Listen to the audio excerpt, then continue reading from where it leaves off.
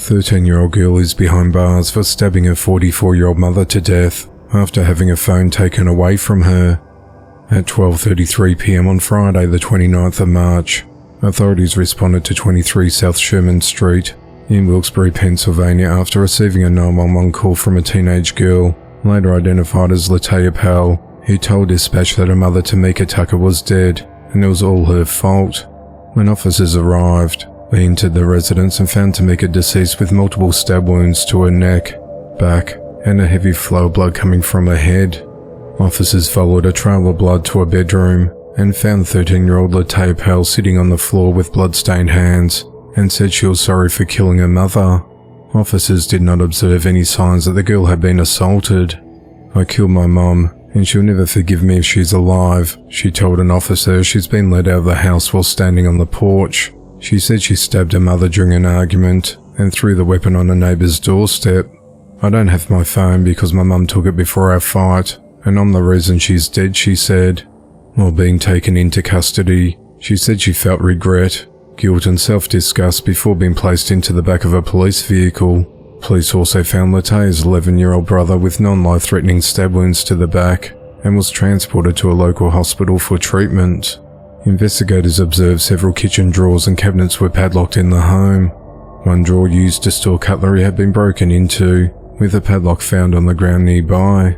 Latia is charged with homicide, 2 counts of aggravated assault, and tampering with evidence.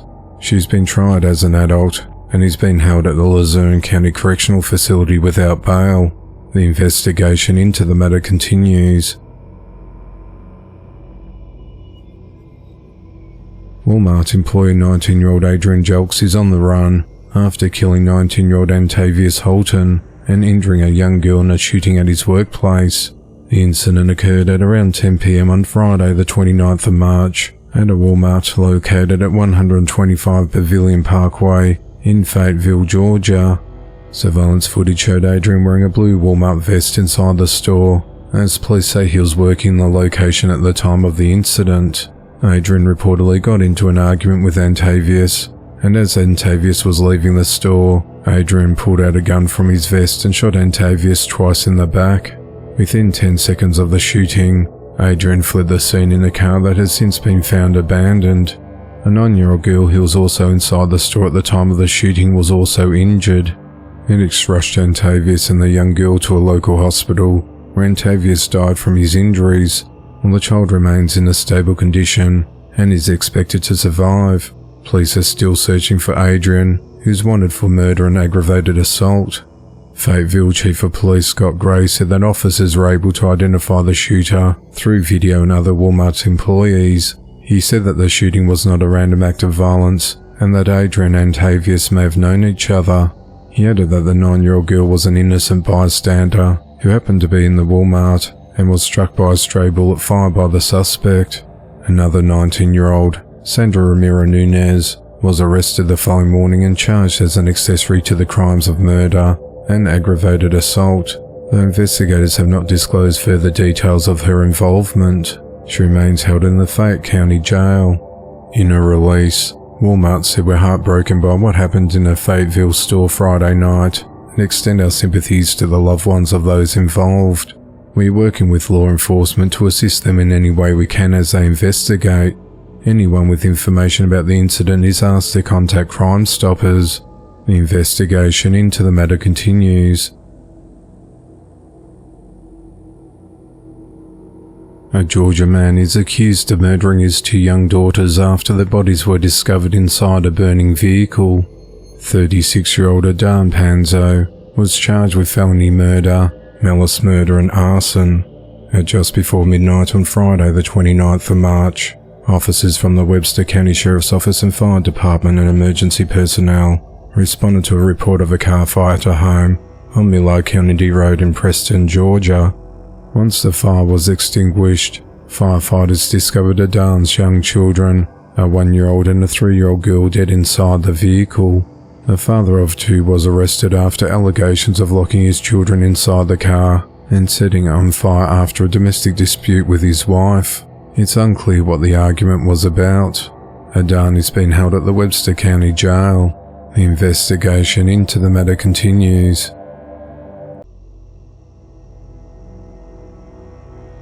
Authorities are investigating the fatal shooting of 47-year-old David Winchester Jr., who had been kidnapped just hours earlier. And just before 1 a.m. on Thursday the 28th of March, authorities responded to a report of a home invasion in southwest Baltimore, Maryland. At the scene, a woman told police that two unidentified men forced entry into the house and demanded money. They said they had a son, David, and would hurt him if the woman didn't hand over the money. Police said the suspects fled the residence in an unspecified vehicle in an unknown direction without the ransom. At 8:30 a.m. that same morning, officers responded to a wooded area roughly 30 miles away on the 900 block of Spa Road in Annapolis, near the Bates Athletic Complex, on a report of an unresponsive man. When officers arrived, they located a deceased man with a gunshot wound. The victim was later identified as David. His body was transported to the office of the Chief Medical Examiner to determine the exact cause and manner of death. On Saturday, the 30th of March, David's death was ruled a homicide by shooting. Authorities have not named the suspects or announced any arrests, as the investigation into the matter continues. 22-year-old Ariana Scott is behind bars after a 4-year-old son shot himself with an unsecured illegal modified handgun. At just before 9:30 a.m. on Wednesday the 20th of March, authorities responded to a report of a shooting at a home at 2212 69th Street in Baton Rouge, Louisiana. Upon arrival, officers found an unresponsive boy with a life-threatening gunshot wound to his head. A child was taken to a local hospital for his injuries, where he remains in a critical condition. During the search of the home, officers found a loaded .40 caliber Glock handgun that had been modified into a fully automatic weapon using a conversion switch, and a shell casing was found in the child's bedroom. Officers also found a large bag of marijuana, a scale, and small baggies that is consistent with street-level drug distribution in a closet next to the 4-year-old's bedroom. Ariana told investigators that she was in her bedroom when she heard a loud bang in her home and went back to sleep. She said that when she later woke up, she called for her son and said he did not respond. She then checked his bedroom and found him lying in blood. Ariana tried to claim that she didn't know where the gun came from due to a felony criminal record, and told officers that the marijuana belonged to a boyfriend for personal use. Later, she said that the firearm was normally stored unsecured in a bedroom closet, and that she didn't know how the 4-year-old got to it. Ariana was arrested and booked into the East Baton Rouge Parish Prison on charges of improper supervision of a minor by a parent, possession of a firearm by a convicted felon, possession of a machine gun, illegal carrying of a weapon with a controlled dangerous substance, and possession with intent to distribute a Schedule I drug. Her bond has been set at $65,000, and Child Services has been notified. The investigation into the matter continues. A Florida woman has been arrested for a hit-and-run where someone was killed more than a year after it happened. On Wednesday, the 27th of March 2024, Dixie County Sheriff's deputies arrested Kimberly Ann Wiggins of Madison County. Authorities said that on the 18th of March 2023, a Dixie County resident was hit and killed on US Highway 19, north of Cross City, Florida. The driver then left the scene of the accident. After months of investigation by Dixie County deputies, they issued a warrant for Kimberly's arrest. Madison County deputies helped serve the warrant and arrested Kimberly. Kimberly's been held at the Dixie County Jail since her arrest, with bond set at $1 million.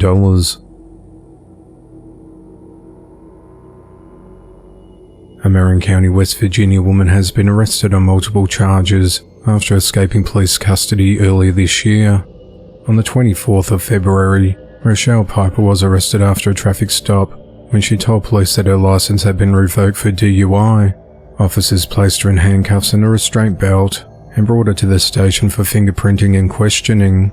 A restraint belt is sometimes used in addition to handcuffs to restrain individuals and keep their hands close to their waist. While undergoing fingerprinting, Rochelle told officers that she needed to use the bathroom. An officer allowed Rochelle to use the bathroom while in her restraints and left to get his paperwork. That officer then heard the door slam shut and ran back to find Rochelle had left the bathroom and fled the facility, all while restrained by handcuffs and the restraint belt. The officer radioed Marin County 911 with her description, but Rochelle could not be found. On Friday the 29th of March, Rochelle was arrested for DUI, escape from custody, as well as petty larceny for the value of the restraint she was wearing when she escaped. Rochelle has been held at the North Central Regional Jail on a bond of $10,012. A teenager is behind bars for fatally shooting his roommate. At around 1 a.m. on Tuesday the 2nd of April, authorities responded to a residence in the 8500 block of Old Percival Road in Columbia, South Carolina on reports of shots fired.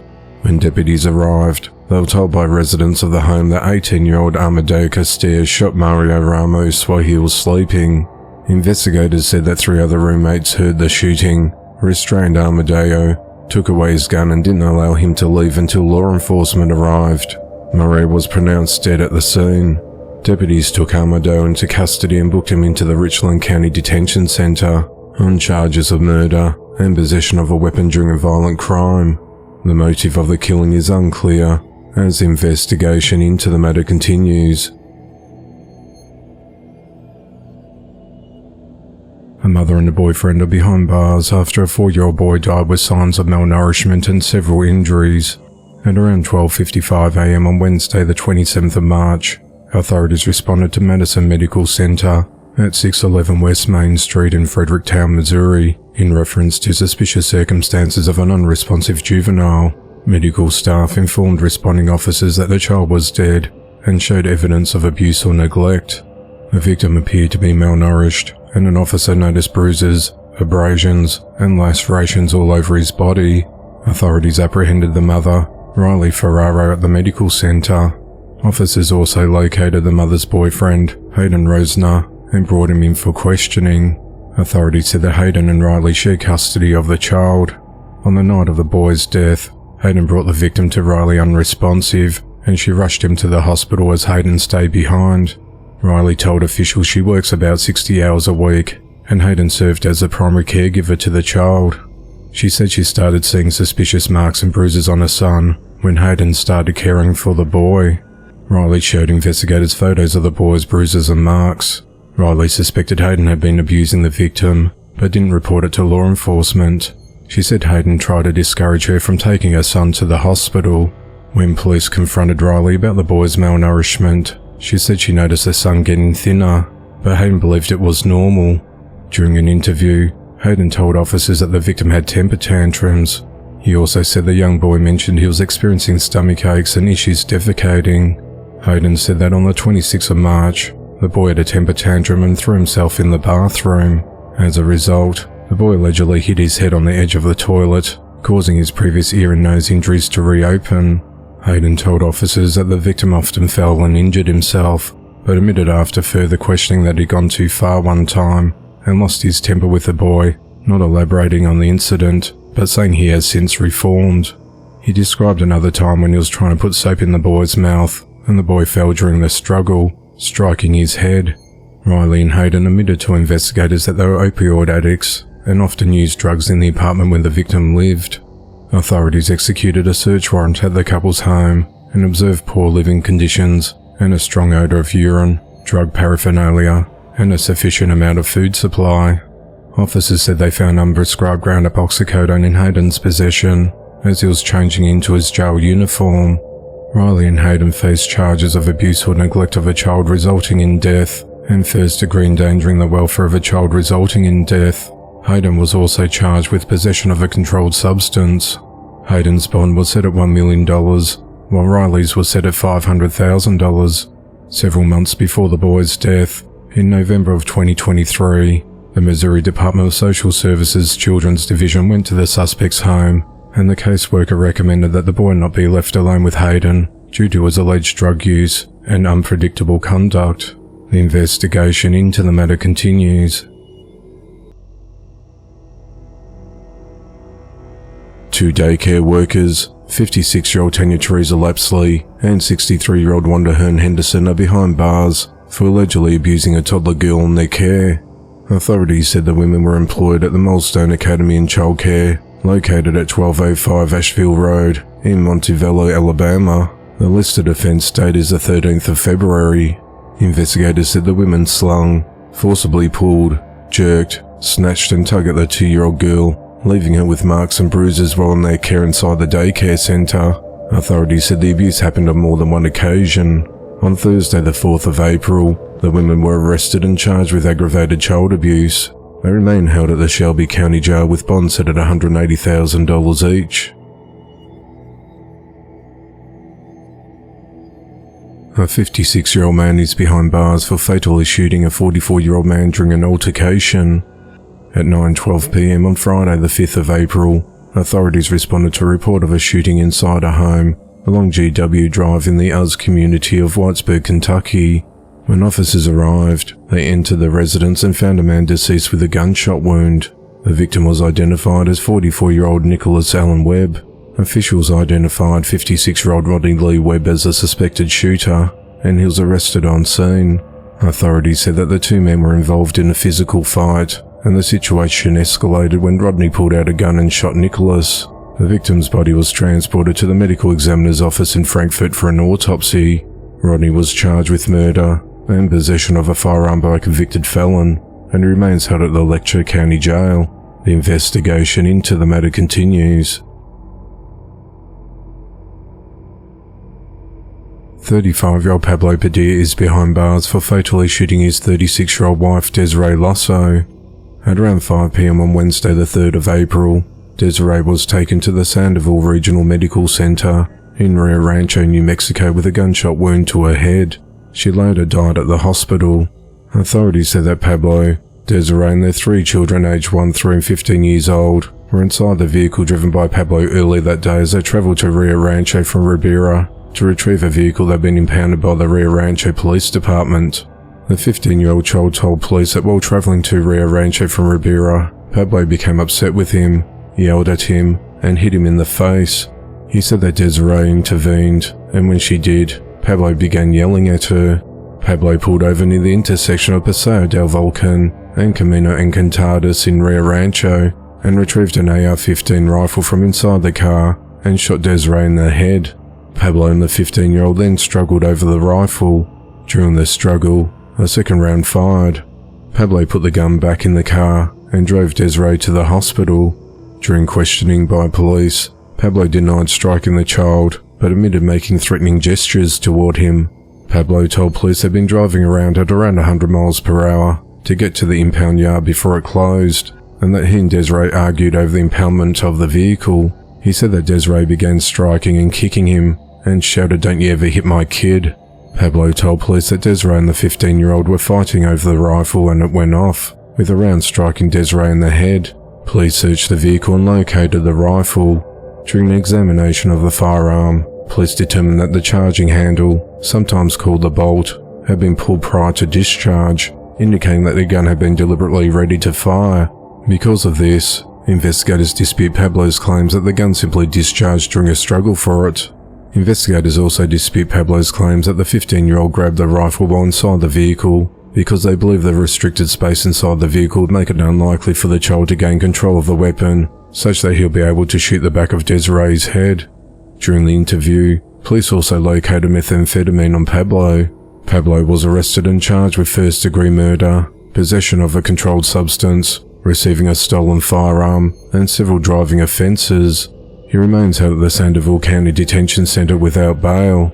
Pablo also has an active arrest warrant in San Miguel County after failing to appear for a hearing in a case where he is accused of possessing meth, being a felon in possession of a firearm. A trial in that case is scheduled to begin on the 24th of June. Pablo was also charged with child abuse in 2021 after he reportedly abducted the couple's now 3-year-old child during a fight. However, that case out of Rio Rancho was dismissed because the officer did not show up at court. In July of 2008, Pablo pleaded guilty to 1 felony count of aggravated fleeing a law enforcement officer as part of a plea agreement. A 37-year-old man is behind bars for fatally shooting a 43-year-old woman. At 10:48 a.m. on Wednesday the 3rd of April, Authorities responded to the red carpet inn at 560 Riverdale Street in West Springfield, Massachusetts, on reports of a disturbance. When officers arrived, they found a woman in the parking lot with a gunshot wound. She was taken to the Bay State Medical Center, but died from her injuries. The woman was identified as 43-year-old Angela Mercado. Upon further investigation, authorities identified 37-year-old Raymond Hogwin as the suspect. Within hours of the shooting, officers arrested Raymond and charged him with murder. He was booked into the Hampton County Jail. On Thursday, the 4th of April, Raymond was arraigned in the Springfield District Court and was ordered held without bail. The motive of the killing is unclear, as investigation into the matter continues. Claudia Valley Diaz Bonifazi of Woodway, Texas is behind bars for abusing a young boy. Police said that a child in her care made an outcry to school officials, which prompted an investigation by Woodway Public Safety Department and Child Protective Services. During their investigation, authorities said they discovered several violent incidents where the boy had been punched, hit with various objects, and was also refused food for long periods of time by the suspect. Investigators said that the child's outcry stemmed from him arriving at school crying and telling staff and a counsellor that he was dragged to a bathroom by his hair, his head pushed into a toilet, and then forced to drink the toilet water. Police said that the child was missing pieces of his hair. On Wednesday, the 3rd of April, Claudia was arrested and charged with injury to a child with intent to cause bodily harm. The relationship between Claudia and the child is unclear. However, the boy has since been placed into the care of a family member for his safety. An 18-year-old woman is behind bars for fatally shooting a 16-year-old boy. At 11:58 p.m. on Tuesday, the 2nd of April, authorities responded to Frank Connor Park, located at the intersection of Spring and Gadsden Streets in Chester, South Carolina, on reports of shots fired. When officers arrived at the scene, they found an unresponsive teenage boy laying in the grass next to a playground, suffering from multiple gunshot wounds. Medics attempted life-saving measures, but he was pronounced dead at the scene. The boy was identified as 16-year-old Donovan Browning. Upon further investigation, authorities identified 18-year-old Connie DeRose Miller as the suspect in the teen's death. The following day, Connie was arrested and booked into the Chester County Detention Center. Officers said that while taking out a search warrant, they found a significant quantity of marijuana and cash. Connie's charged with murder and possession of a weapon during a violent crime. The investigation is still active, and additional charges and arrests may come with any future developments. A 47-year-old woman is facing felony drug charges following a traffic stop. At 3:16 p.m. on Thursday, the 4th of April, authorities stopped Jenny Maria Bater near the intersection of Central Avenue and West 5th Street in Cheyenne, Wyoming.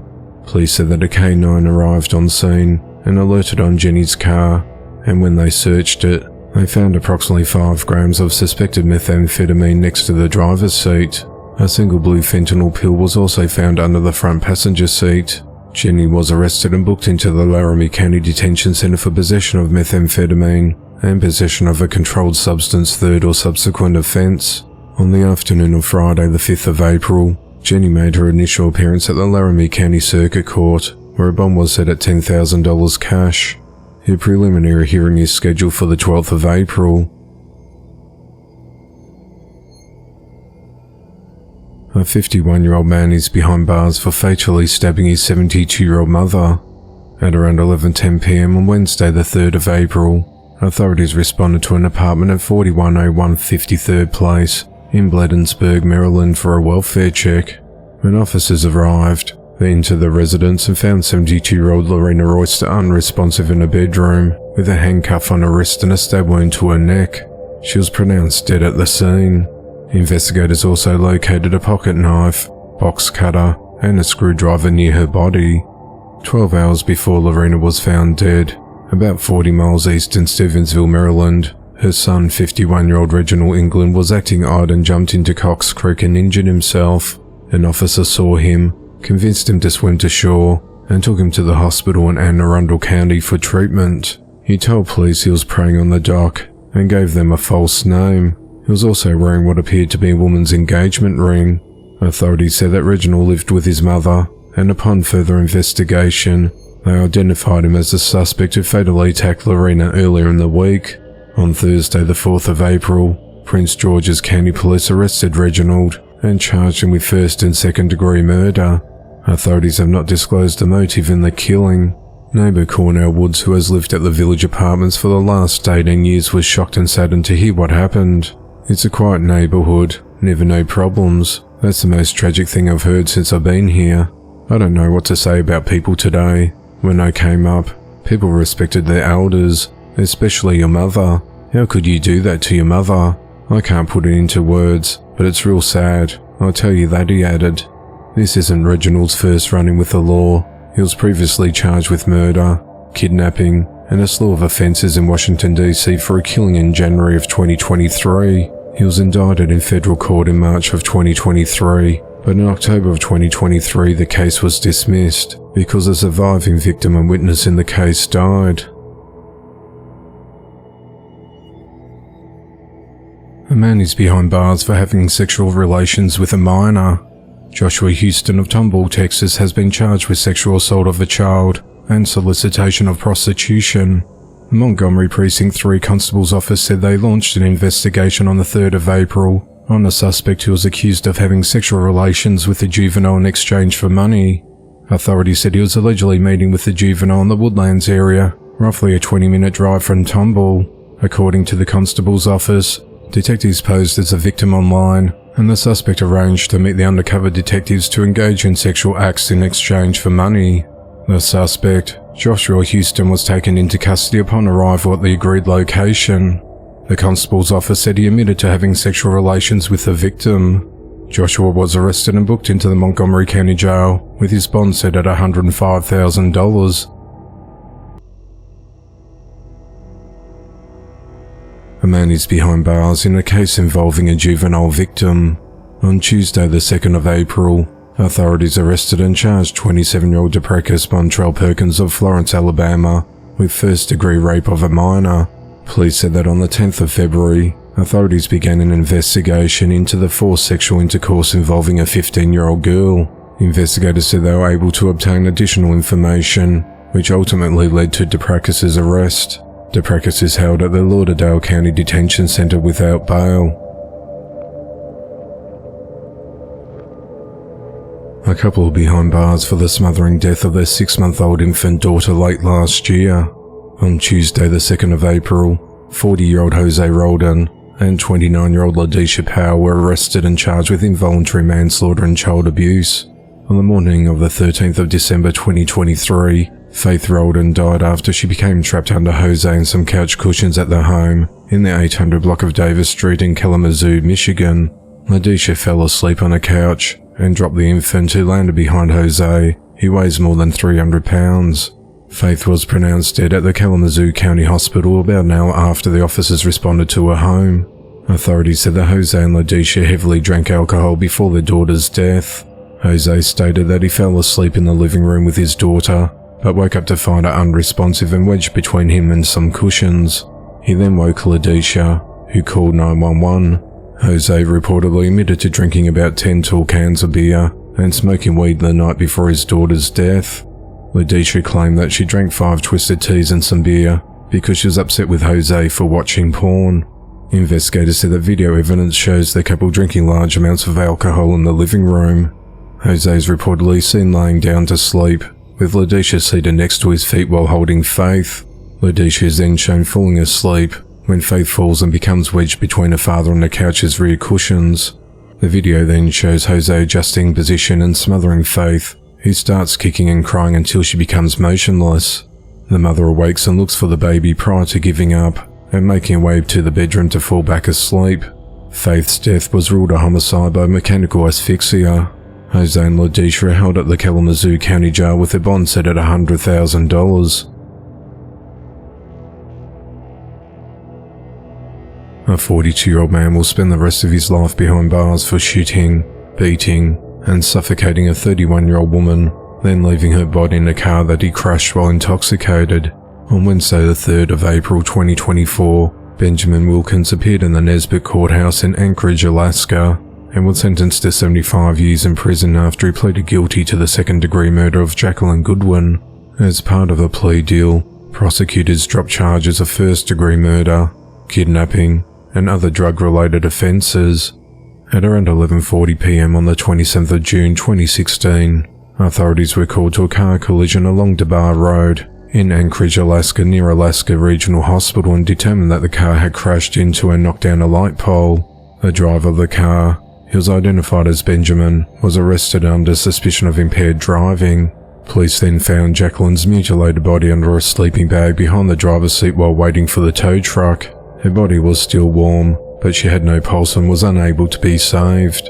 Investigators said that Benjamin shot Jacqueline in the stomach, severely beat her and suffocated her by taping her nose and mouth and placing a plastic bag over her head sealed shut with duct tape and a zip tie. Her wrists were bound together and she had zip ties stuffed down her throat. She had ply marks and bruises on her body and her teeth were broken. The medical examiner determined that she had been beaten over 100 times and her cause of death was from a combination of factors, including asphyxiation, blunt force head trauma and a gunshot wound. Authorities determined that Benjamin brutally beat, shot, and killed Jacqueline at his home in the 1900 block of Wildwood Lane in Anchorage, then loaded her body into a car with the help from his brother. Judge Andrew Peterson said that Benjamin tortured her and exhibited extreme deliberate cruelty. The level of cruelty is unimaginable, he said. He argued that he believed Benjamin's family was involved because his mother heard the beating and murder of Jacqueline, yet never helped. Benjamin's brother helped him clean up the scene and get rid of the evidence, he said.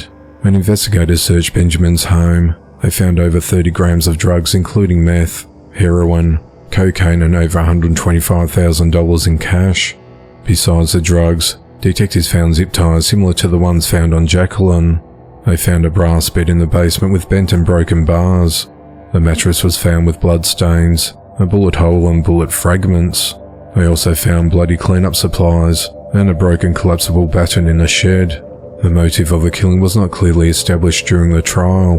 Benjamin's mother and brother both pleaded guilty to hindering prosecution and tampering with evidence. Benjamin previously served 9 years in federal prison after he was arrested in 2003 for pointing a gun at Anchorage police officers and for selling drugs.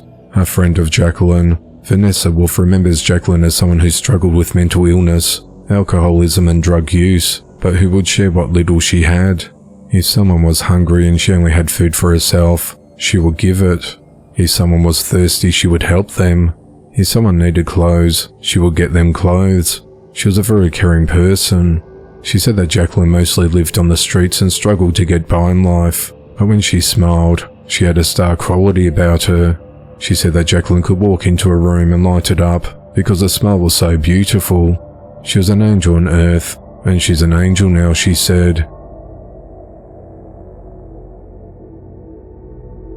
A co-operator of the daycare facility has been arrested after allegedly touching a child inappropriately.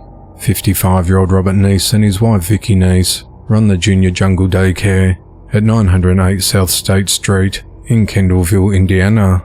Authorities said that in July of 2022, a detective with the Kendallville Police Department was notified by the Department of Child Services of possible child molesting. The department indicated that the parent of the child victim said the child was touched inappropriately while at the Junior Jungle Daycare. A child forensic interview at the Bill Lewis Child Advocacy Center interviewed the child victim. The child said that Robert licked her butt and that he does it all the time, and that he licked her in the toy room and in the bathroom. The child also said that Robert licks her mouth and that Robert and her were alone with her pants down when these acts occurred. Later, the child victim was examined at the Sexual Assault Treatment Center in Fort Wayne. The detective interviewed Robert a few days later, and he denied any inappropriate touching. On Wednesday, the 27th of March 2024, Robert was arrested at the Junior Jungle Daycare and was charged with child molesting. He was then released on a $2,500 bond. The investigation into the matter continues. A man has been charged with possessing multiple videos of children being abused. 38-year-old David Wojciech Jr. of 3700 block of West Clover Avenue in McHenry, Illinois is charged with 10 counts of possession of child sexual abuse videos. He is accused of possessing video reproductions on a computer of videos showing children being sexually abused. In one video, a child younger than 10 was blindfolded and crying during the abuse. The Internet Crimes Against Children Task Force program reported receiving a cyber tip that a McHenry resident had been downloading child pornography. This information led to the investigation conducted by the McHenry Police Department and the Illinois Attorney's General Office, where interviews were conducted and evidence collected. On Monday the 1st of April, David was arrested at his home without incident. After a hearing on the afternoon of Tuesday the 2nd of April, Judge Michael Keemel found no probable cause to detain David pre-trial, and he was released from the county jail with conditions. He's due back in court on the 30th of April. If convicted, he faces between 2 to 5 years in prison. However, probation is also a potential sentence. The investigation into the matter continues. A 27-year-old man is behind bars for killing his elderly roommate and injuring his girlfriend while she was visiting. At 12:02 p.m. on Sunday the 31st of March, authorities responded to a home in the 7600 block of Canberra Way in Riverside, California on reports of a shooting. When officers arrived, the suspect, 27-year-old Christopher Jacob Lennox, was pointed out to police and he was quickly detained. Law enforcement entered the house and found 75-year-old Robert Joe McGinn unresponsive with gunshot wounds. Despite attempting life-saving measures, he died at the scene from his injuries. Police also found a woman across the street with gunshot wounds. She was treated by paramedics and transported to a local hospital, where she remains in a critical condition. Investigators learned that Christopher and Robert lived together with other roommates at the home. Christopher's girlfriend was visiting him, and they got into a dispute. Christopher grabbed a gun and shot his girlfriend before she fled across the street. Robert then came out of his room, and Christopher shot him as well. Officers recovered a handgun inside the residence they believe was used in the shooting. Christopher was arrested and charged with murder, attempted murder, domestic violence and weapons violations. He remains held at the Riverside County Jail on a $1 million bail. 53-year-old Larry Hawkins is behind bars after fatally shooting his son. At just before 8 p.m. on Saturday the 23rd of March, authorities responded to the 3500 block of Russack Drive in Killeen, Texas on reports of a shooting. When officers arrived on scene, they found a woman holding towels on the chest of a bleeding man who had been shot. Life-saving measures were performed, but were unsuccessful, and the victim was pronounced dead at 8:38 p.m. The man shot was identified as 26-year-old Deontay Hawkins, Larry Hawkins' son. Police spoke to the woman, identified as Deontay's girlfriend, who told authorities that she and Deontay were at Larry's house. She said that Deontay went downstairs when Larry came home, and she recorded their interaction from upstairs. An argument broke out between the father and son about the son owing the father money. During the argument, the girlfriend heard a loud gunshot and a second gunshot a short time later. The girlfriend ran downstairs to find Deontay suffering from a gunshot wound to the chest. Police found the weapon on scene. Larry told authorities that Deontay attacked him and he shot his son in self-defense. Investigators said that Larry showed no signs of being in a physical struggle and was subsequently arrested that same night. Larry was charged with first-degree murder and was booked into the Bell County Jail, where he remains held on a $150,000 bond. The investigation into the matter continues. 65-year-old Pamela Harville has been arrested for fatally shooting her husband at their home.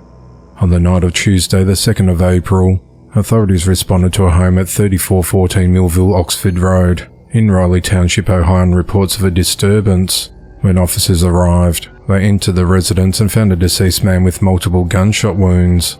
Authorities said that Pamela purposefully shot her husband several times in his body and head, causing his death. She was taken into custody and charged with aggravated murder and booked into the Butler County Jail. On Thursday the 4th of April, she appeared in court before her arraignment. She said that she has hired a defense attorney and that attorney is Donald Trump. She then told court workers that she wasn't feeling well and was having chest pains and was unable to move to the defense table. Shortly after, Pamela fell out of her chair to the ground, complaining that she was suffering a heart attack. Medics responded to the courtroom and took her to a local hospital for treatment. Pamela's bond was originally set at $100,000, but the judge raised it to $250,000. She's scheduled to reappear in court on the 11th of April. The motive of the killing is unclear, and authorities have not released the victim's name until the coroner's office's investigation is completed. 51-year-old David Klein is behind bars after police found his mother unconscious and fused to bedsheets covered in dried feces and maggots. At 12:20 p.m. on Sunday the 7th of April, authorities responded to a home at 16 Dresner Circle in Upper Chichester Township, Pennsylvania, after receiving a call requesting a welfare check. A neighbour who made the request said he had not seen Daniel or his mother in months. The concerned caller said that Amazon packages were starting to stack up outside the house, and several white plastic bags consisting of unopened food were at the front door. When officers arrived at the premises, they knocked and rang the front doorbell numerous times with no answer. They then checked the rear sliding door and could partially see a large amount of trash on the floor and numerous flies on the windows. Fearing that someone inside was either dead or having a medical emergency, officers forced entry into the home when they detected a foul odour. Once inside the residence, they made contact with David Klein and asked him to escort them to his mother to check on her. While walking through the house toward the rear master bedroom where David claimed his mother was sleeping, officers found the home was littered with trash and swarming with flies. David's mother was found lying in bed under a soiled blanket and was unconscious but breathing. Medics were called to the house to remove the blanket from the elderly woman and found her lower half to be covered in dried feces and maggots. Her feet displayed what officials called ram's horn toenails. Medics were able to remove Daniel's mother from the bed, revealing her to be fused to the bed sheets. The victim was taken to the Crozer Chester Medical Center in a critical condition. Daniel told investigators that he was his mother's sole caretaker and that she had not been out of bed for 3 to 4 weeks, but police suspect the woman may have been confined to a filthy bed for months. Daniel was arrested and charged with abusing a dependent person and reckless endangerment. He remains held at the George Hill Correctional Facility on a $50,000 bond. The investigation into the matter continues. 37-year-old David Bunn is behind bars and is accused of kidnapping a child, drugging her and sexually abusing her. David met the teenage victim through Snapchat and utilised the ride-sharing service to bring her to his home at 5744 Kenwood Drive in North Point, Florida. Police were made aware of where the child may be after she did not return home. On Monday, the 8th of April, detectives went to David's home. After initially denying that the victim was in his residence, officers continued to investigate, finding the female juvenile inside his bedroom. The girl advised that she had been drugged, sexually battered multiple times, and was not allowed to leave the home. After interviewing the girl, police returned her to her parents. Authorities said that they are providing all available resources to her. David was arrested and charged with lewd, lascivious battery on a child between 12 to 16 years old, interfering with the custody of a minor and kidnapping. He was booked into the Sarasota County Jail, where he remains with no bond. North Point Police Chief Todd Garrison said, "Please do your best to keep track of who your children are talking to online, or keep them off it altogether. We understand that this is not easy, but monsters like this are real, and they're closer than you might imagine," he said. Authorities advise that it's possible that other victims could be out there, and have asked anyone with information to contact Crime Stoppers. 25-year-old Jennifer Prudencio is behind bars in connection to the death of her 3-year-old son Yael Prudencio. On the morning of Sunday the 7th of April, Yael was found deceased in an apartment at the Acadia complex at 242 Spencer Avenue in Chelsea, Massachusetts. Authorities said that Yael had been sick in the weeks leading up to his death. He suffered from a seizure disorder, had haemophilia, and had been vomiting blood in the days before he died. He had also fallen while having a seizure and suffered a bleeding face wound that wasn't healing properly. Jennifer had twice sought medical care for her son that week. On the night of Saturday the 6th of April, the child vomited again and appeared pale. Despite being aware that something was wrong, Jennifer left her 3-year-old in the care of her 2 other children, aged 7 and 8, and went out to a bar in Revere where she drank alcohol for a number of hours. Instead of returning home, she slept at her boyfriend's home in Somerville. At some point during the night, the 8-year-old texted his mother expressing concern for his 3-year-old brother's well-being. He even attached a video of the child. Jennifer told her son that she would soon be home, but didn't return until 10 a.m. the next morning. where she found a 3-year-old boy dead and contacted 911. While interviewed by police, Jennifer indicated that she was aware of the seriousness of her son's condition before leaving him with no adult supervision. She also admitted to receiving a text from her 8-year-old son during the night and deciding to stay out all night anyway. On Tuesday the 9th of April, Jennifer was arrested and charged with involuntary manslaughter and reckless endangerment. During her arraignment on Wednesday the 10th of April, she pleaded not guilty to the charges and was ordered held at the Suffolk County Jail on a $100,000 bond. The State Department of Children and Families took emergency custody of Jennifer's surviving children. The investigation into the matter continues. 21-year-old Emmanuel Espinosa is behind bars for the stabbing death of his mother, 46-year-old Elvia Espinosa. On Saturday the 6th of April, Emmanuel drove from the University of Florida in Gainesville to his mother's home at 82 Deer Road in Frostproof, Florida to attend an event for his grandfather. Elvia invited him to stay with her while he was in town. At 2 p.m. that afternoon, Emmanuel arrived at his mother's home. Ring camera footage showed Emmanuel walking toward the front door, listening to music on his AirPods. He then stood at the doorway with a small knife hidden behind his back. He tried to open the door, but it was locked, so he knocked on the door. The second Elvia opened the door, Emmanuel began stabbing her. Emmanuel, who was studying to become a doctor, told investigators that he knew where to stab her for maximum effect because of his biology classes. He said he knew if he stabbed her in or around the heart, his mother would bleed out. She screamed his name multiple times during the attack, all while Emmanuel remained completely silent. Emmanuel told investigators that he noticed her hands were still moving, so he stabbed her some more. Detectives determined that Elvia suffered more than 70 stab wounds all over her body. Authorities said that Emmanuel cut his hand while attacking his mother and was seen washing his hands and the knife on an interior camera. Emmanuel told investigators that as he stood at the kitchen sink to wash himself and the knife, he wanted to ask his mother for the Neosporin for the cut to his hand, but he noticed she was dead. He then called 911 and confessed to stabbing his mother. When the dispatcher asked if his mother was awake, he said she bled out.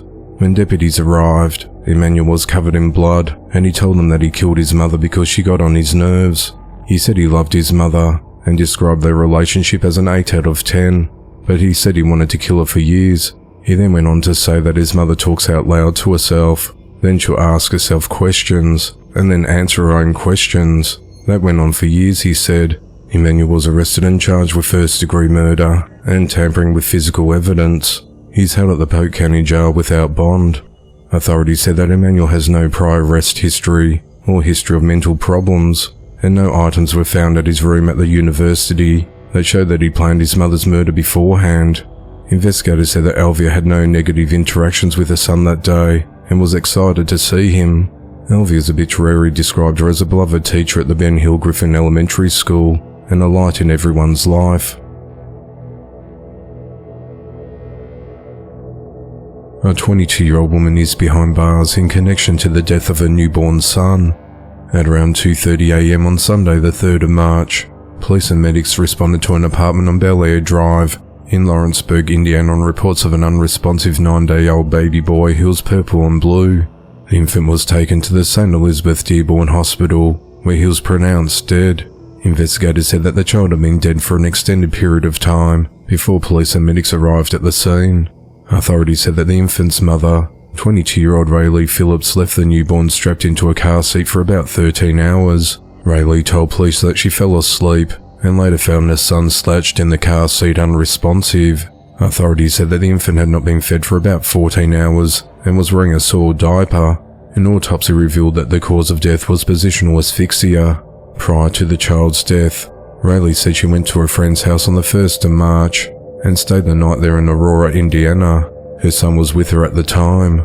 Rayleigh told investigators that around 1 p.m. on the 2nd of March, she put her son in a car seat to get ready to leave Aurora. She stopped at a Kroger on the way home and arrived at her apartment at around 2 p.m. She noticed her son was asleep, so she took him inside and left him in the car seat. Rayleigh told investigators that she hung out with her roommates and watched TV and did not check on her son because he seemed content. She said she fell asleep between 4:30 and 5 p.m. in her bedroom with the car seat next to her. When she woke up, it was early Sunday morning, and Rayleigh noticed her son was cold and limp. Rayleigh's roommates told detectives that she was hysterical and screaming, "Help me, call 911, baby ain't breathing." That's when they called 911 for help. On Tuesday the 9th of April, Rayleigh was arrested and charged with neglect of a dependent resulting in death and reckless homicide. She remains held at the Dearborn County Jail with bond set at $200,000. The investigation into the matter continues. A 52-year-old woman is behind bars after claiming that she received a stolen SUV as a birthday tip from a Waffle House customer. At 3:55 p.m. on Monday the 1st of April, the Tulsa Police Department's Real-Time Information Center received an alert from a flock safety camera about a stolen white Jeep Liberty at East Admiral Place and North Darlington Avenue in Tulsa, Oklahoma. The Information Center continued to track the stolen Jeep until officers could initiate a traffic stop just under a mile away near the intersection of North Sheridan Road and East Archer Street. The driver of the vehicle, 52-year-old Angela Harrison, claimed that she was at a gas station just an hour before. She said she ran into a customer she knew from working at a Waffle House and that he gave her $10 cash and the keys to a white Jeep Liberty because her 53rd birthday was coming up in a few weeks' time. The Jeep had been reported stolen before Christmas, and police had a photo of Angela in the car from January. Tulsa police said Angela confirmed that she was a woman in the picture, but could not explain how she could be in possession of the vehicle in January when she claimed it was gifted to her only an hour before. Authorities said that the Jeep's owner passed away last year, and the police returned the SUV to his family. Angela was arrested and charged with possession of a stolen vehicle. 41-year-old Holden Farrer is behind bars after police say she attempted to kill a pharmacist. At around 4:15 p.m. on Friday the 5th of April, Holden left U-Save Pharmacy at 423 4th Street in Grand Island, Nebraska, after becoming upset with employees. About 25 minutes later, a pharmacy employee received a call from Holden, advising to tell another employee that she was going to choke her until she dies. At around 5:30 p.m., the Grand Island Police Department received a call from a national suicide hotline, stating that Holden was suicidal and homicidal, and that she was on her way to the 4th Street Pharmacy. She stated that she was going to kill a pharmacist, and that she'll be wearing a mask and carrying a knife. Less than 5 minutes later, officers arrived at U-Save Pharmacy. Holden arrived soon after, and parked a white SUV directly in front of the building, in a no parking zone, and exited her vehicle with a knife in her hand. She tried to enter the U-Save Pharmacy, but officers held the door shut and prevented her from entering the building. After failing to enter the premises, Holden returned to her SUV and tried to leave, but a car was blocking her. Officers broke the driver's side window of her vehicle and physically removed her from the SUV. Her vehicle then rolled into the car, blocking her exit, causing damage. Holden was arrested and charged with attempted second-degree murder, use of a deadly weapon to commit a felony, resisting arrest, and obstruction of a peace officer. She remains held at the Hall County Jail on a $200,000 bond. Grand Island Police Department Captain Dean Elliott said, "Officers show great restraint in not using deadly force. We're proud of them for that," he said. The investigation into the matter continues. On Friday the 5th of April 2024, 48-year-old Samori Moses was sentenced to life in prison for torturing and sex trafficking 8 women and fatally beating and dismembering one of the victims, 32-year-old Leandra Williams, in 2017. The murder took place at an apartment at 185 Erasmus Street in Brooklyn, New York. Samori pleaded guilty to the crimes in September of 2023. Authorities said that since 2003, Samori lured women and girls with false promises of love. Samori would then threaten his victims, as well as rape, beat, torture and psychologically manipulate the women and girls into sex work in Brooklyn and Queens. Samori collected all of his victims' earnings, kept the money, and made many of the women and girls tattoo his first name onto their bodies. When one victim refused to engage in prostitution, Samori used a taser on her and slashed her arms and back with a razor, and beat her with a belt before pouring lemon juice on her wounds, leaving her permanently scarred. When another victim told Samori that she did not want to work as a prostitute, he put a shotgun in her mouth and threatened to kill her and her child. Another victim failed to give Samori the money he demanded, so he beat her with an extension cord, leaving her with numerous open bleeding cuts, and told her that he was a pimp, and this is what he did. He threw another victim off a roof, raped her, and bit off a piece of her buttocks and then spat it back at her. In the early morning hours of the 13th of January 2017, Samori murdered Leandra Foster, one of his sex trafficking victims, by beating her until she was dead. Leandra sustained bruises and abrasions all over her body. Samori inflicted at least 5 blunt force injuries to Leandra's head, either by hitting her directly or by banging her head into another surface. The fatal blow was to the back left of her head. She'd been alive for all the other injuries, but that last blow to her head fractured her skull, rendering her unconscious. Leandra suffered a seizure and died within minutes. Samori then used a knife and a sword to dismember her body inside their shared apartment in Brooklyn. The following morning, Samori brought another woman back to his apartment for a sexual encounter, while Leandra's dismembered body was concealed inside. The woman later told law enforcement that there was a strong odor of bleach in the apartment. On the morning of the 17th of January 2017, Samori transported Leandra's torso and limbs to the Bronx for disposal at a garbage transfer station at Halleck Street. After disposing of most of Leandra's body parts, Samori then texted another victim and said he was on his way home from the Bronx and he just did 110 over the Brooklyn Bridge. Leandra's head, hands and feet, including a foot with the name Samori tattooed on it, were subsequently recovered by law enforcement inside the freezer of Samori's apartment. United States Attorney Breon Peace said, "A lengthy prison sentence cannot undo the extreme and lasting harm Samori has inflicted on his victims, but incarceration will prevent this killer who clearly has no respect for human life from victimizing others." A 29-year-old mother and a 27-year-old boyfriend are behind bars after a 5-year-old girl was found covered in fecal matter and died from malnourishment. At 5:12 p.m. on Tuesday the 9th of April, authorities responded to a mobile home in the 6500 block of Denver Drive in Indianapolis, Indiana, where they found 5-year-old Kinsley Welty unresponsive and appearing malnourished. Paramedics transported Kinsley to the Riley Hospital for Children, where she was pronounced dead. Upon further investigation, police arrested the victim's mother, 29-year-old Toni McClure, on Wednesday the 10th of April on charges of murder and child neglect resulting in death. Officers also arrested Tony's boyfriend, 27-year-old Ryan Smith, on charges of child neglect resulting in death. They both held at the Marion County Jail. The victim's mother initially blamed Ryan for the abuse Kinsley endured, but later admitted to harming her daughter. She was aware that what she was doing was wrong, but she didn't care. Police located a small closet inside the residence that was full of fecal matter. Toni forced Kinsley to stay in the closet, which she blocked off with a dresser. The young girl had feces on her hair and feet, as well as lice on her face and head.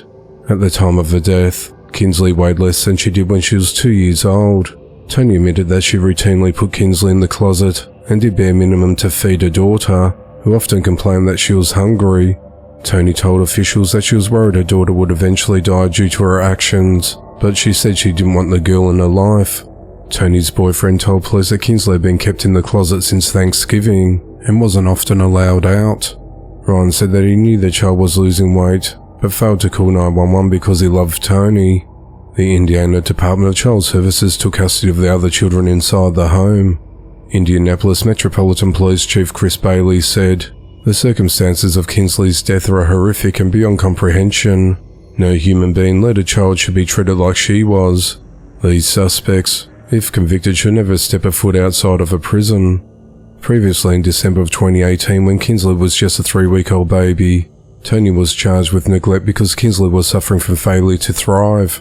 Toni received more than 400 days of probation after a judge in that case suspended her sentence. The investigation into the matter continues. 2 people were dead following a murder-suicide.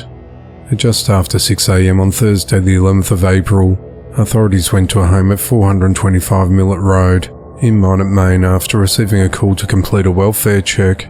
When deputies arrived on scene, they entered the residence and found the bodies of a man and a woman. The deceased were identified as 19-year-old Amali Sully of Lewiston and her boyfriend 20-year-old Tyson Peters of Minot. Investigators determined that Tyson fatally shot Amali before turning the gun on himself. Authorities said that the pair had been involved in a relationship and were the parents of a 2-year-old girl. It's unclear if the child was home at the time of the shooting. The child has since been placed into the care of her grandmother. A man was fatally shot after a stray bullet came through the front door of an apartment. At around 10:25 p.m. on Tuesday the 9th of April, authorities responded to the 1000 block of Interfaith Boulevard in Kalamazoo, Michigan, after receiving multiple reports of shots fired involving an unresponsive man bleeding from his head. When officers arrived on scene, they found a crashed vehicle with bullet holes, multiple shell casings and a small crowd. Near the scene, officers found 53-year-old Mark Wayne Jackson unresponsive with a gunshot wound to his head inside an apartment. He was taken to a local hospital, where he was pronounced dead. Relatives said that Mark, who was from New Baltimore, was visiting family in Kalamazoo when he was accidentally shot and killed during a suspected drive-by shooting that occurred in the area. Authorities said the suspect shot at the occupants of a car and then ran away. None of the occupants were hurt, but one of the rounds of gunfire hit the front door of the apartment, going through it and killing Mark. Police said that 2 persons of interest have since been arrested on unrelated charges, but have not shared details about the arrests at this early stage of the investigation.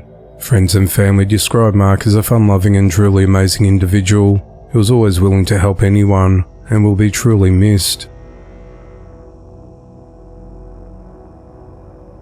Police are investigating a triple homicide.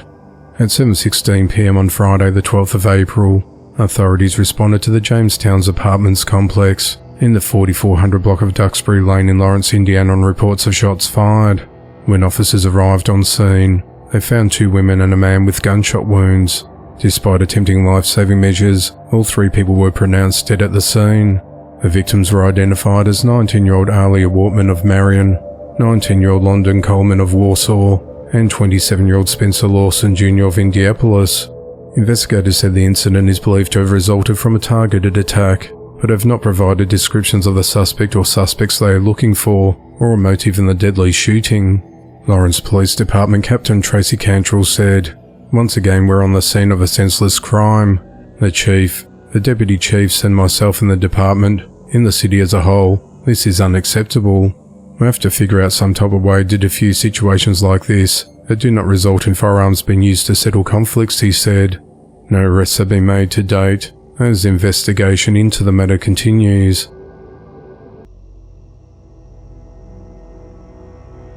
The death of a disabled teenage boy has led to the arrest of his adoptive mother, while her boyfriend is wanted by police.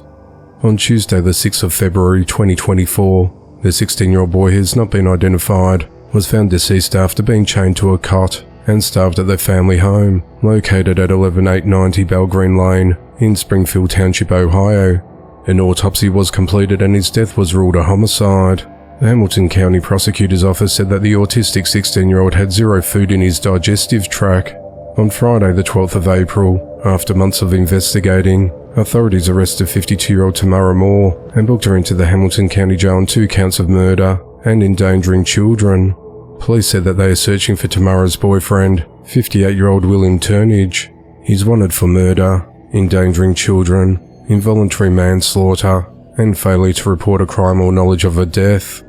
Neighbours said the couple had moved out of their home in the last week and a half. They also said Tamara's mother, who recently died, took care of the boy. There are also rumours in the neighbourhood that he was abused. Neighbour Ellen Dowdle said that everyone on this cul-de-sac knows each other, knew them. They were just different people, she said. One neighbour, who remains anonymous, said that William had moved from their home recently. I asked Tamara how she's been doing, and she said fine, the neighbour said. She said it's just me now. I said really? And she said yeah. The neighbour said it was Tamara's mother who took care of the 16-year-old, but she died a few months ago. She went and got the food and stuff, the neighbour said. She'll make sure everything was good with the whole family. Another neighbour said they heard stories about the Cincinnati public schools coming to the home. Like the guy had hit the boy, the neighbour said. I've never seen it because I don't know them. They never really came outside. Hope they find him because he deserves to go to jail just as bad as she does. The investigation into the matter continues. 41-year-old Anthony Wessel has been sentenced to life in prison for killing his 37-year-old wife Anna Wessel. On Wednesday the 10th of April 2024, Anthony pleaded guilty to second-degree murder. He'll be eligible for parole after 25 years. At just before 1 p.m. on Monday the 13th of November 2023, Anthony walked into the Oregon City Police Department and admitted to fatally shooting his wife inside their home at 13417 Squire Drive in Oregon City, Oregon.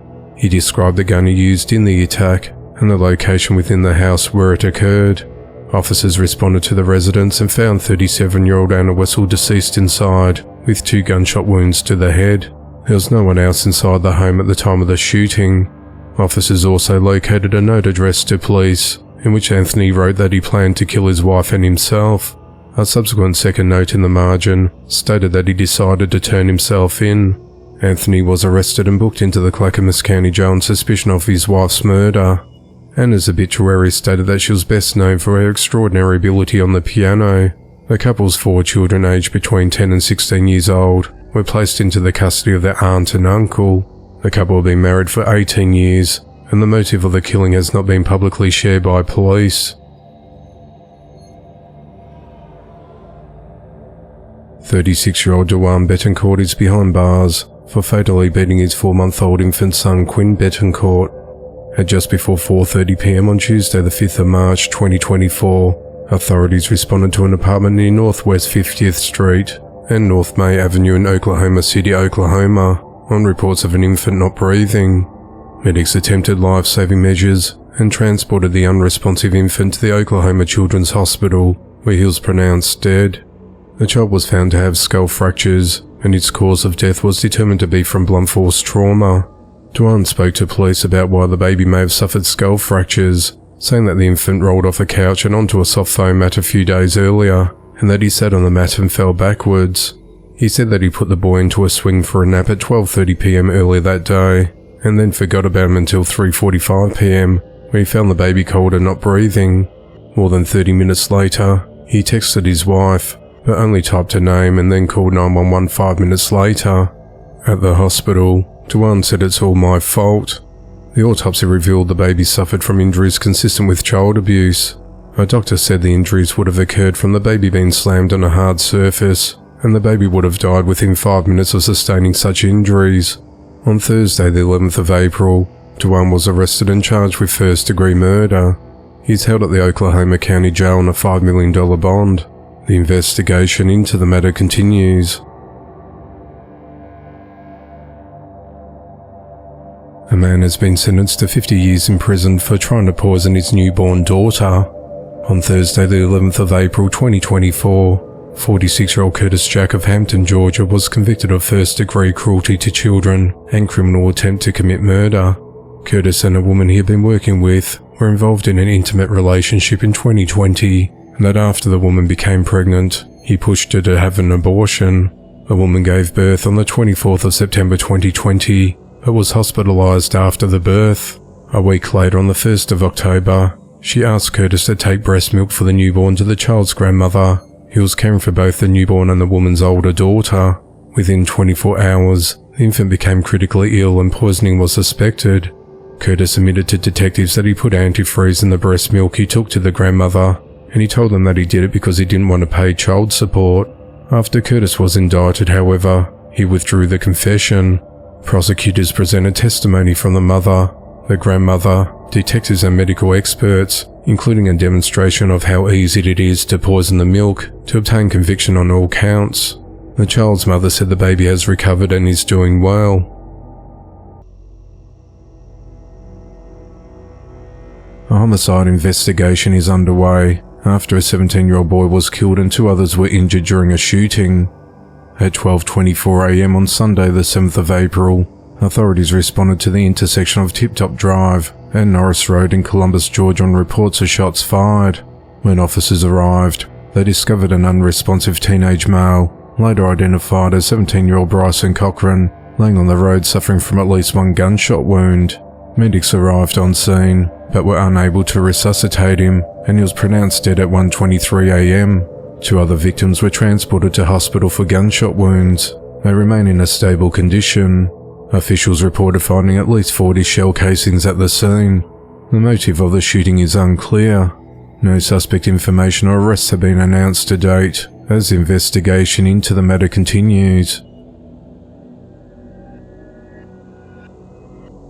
3 men are behind bars for killing a 16-year-old boy and injuring 3 men in a shooting. The shooting occurred at around 2:50 p.m. on Sunday the 31st of March in the 400 block of North Laverne Avenue in the Austin neighborhood of Chicago, Illinois. Authorities said that 4 people were on the sidewalk in the area when a vehicle pulled up. 2 people got out and opened fire.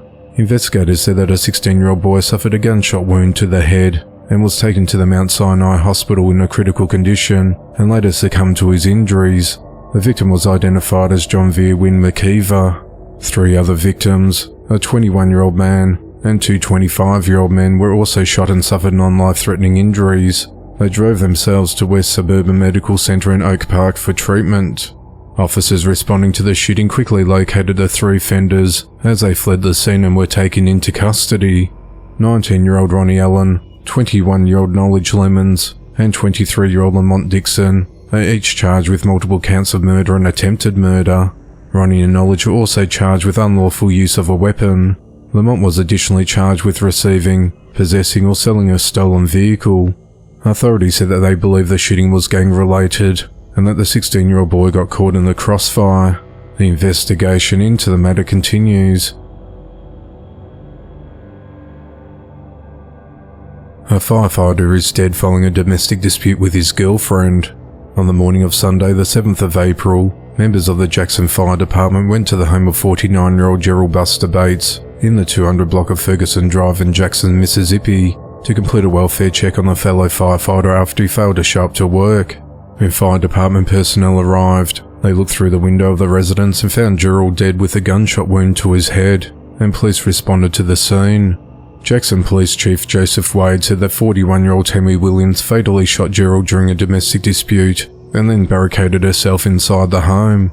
It's unclear what the argument was about. Officers attempted to negotiate with Tammy for more than an hour, but she remained non-compliant while carrying a gun throughout the house.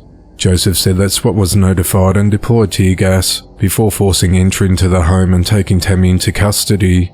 An aggressive dog was killed during the incident, he said. On Monday the 8th of April, Tammy made a first court appearance where the judge denied Tammy bond, citing her as an extreme danger to the community.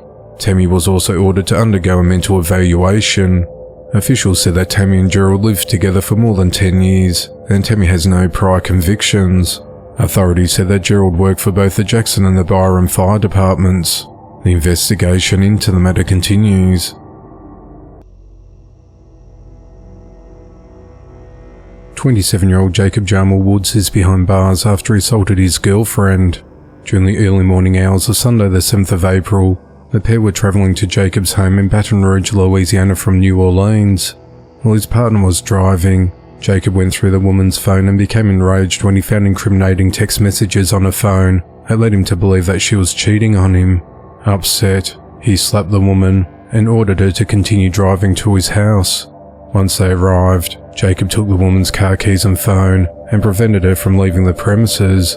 The victim told police that Jacob choked her until she became unconscious and that he used a blowtorch to sexually assault her. He also put the lit blowtorch into her mouth, burning her face. She said that Jacob forced her head into an unflushed toilet and tried to yank out her teeth with pliers. He then ran a butcher's knife along her skin and threatened to kill her. Authorities said that the woman managed to call 911 and Jacob fled his residence. She was taken to a local hospital for treatment, and a warrant for Jacob's arrest was issued. On Friday the 12th of April, authorities located Jacob roughly 250 miles away in Shreveport and took him into custody. He was booked into the Shreveport City Jail as a fugitive, and on Tuesday the 16th of April, he was extradited back to Baton Rouge where he's held without bond.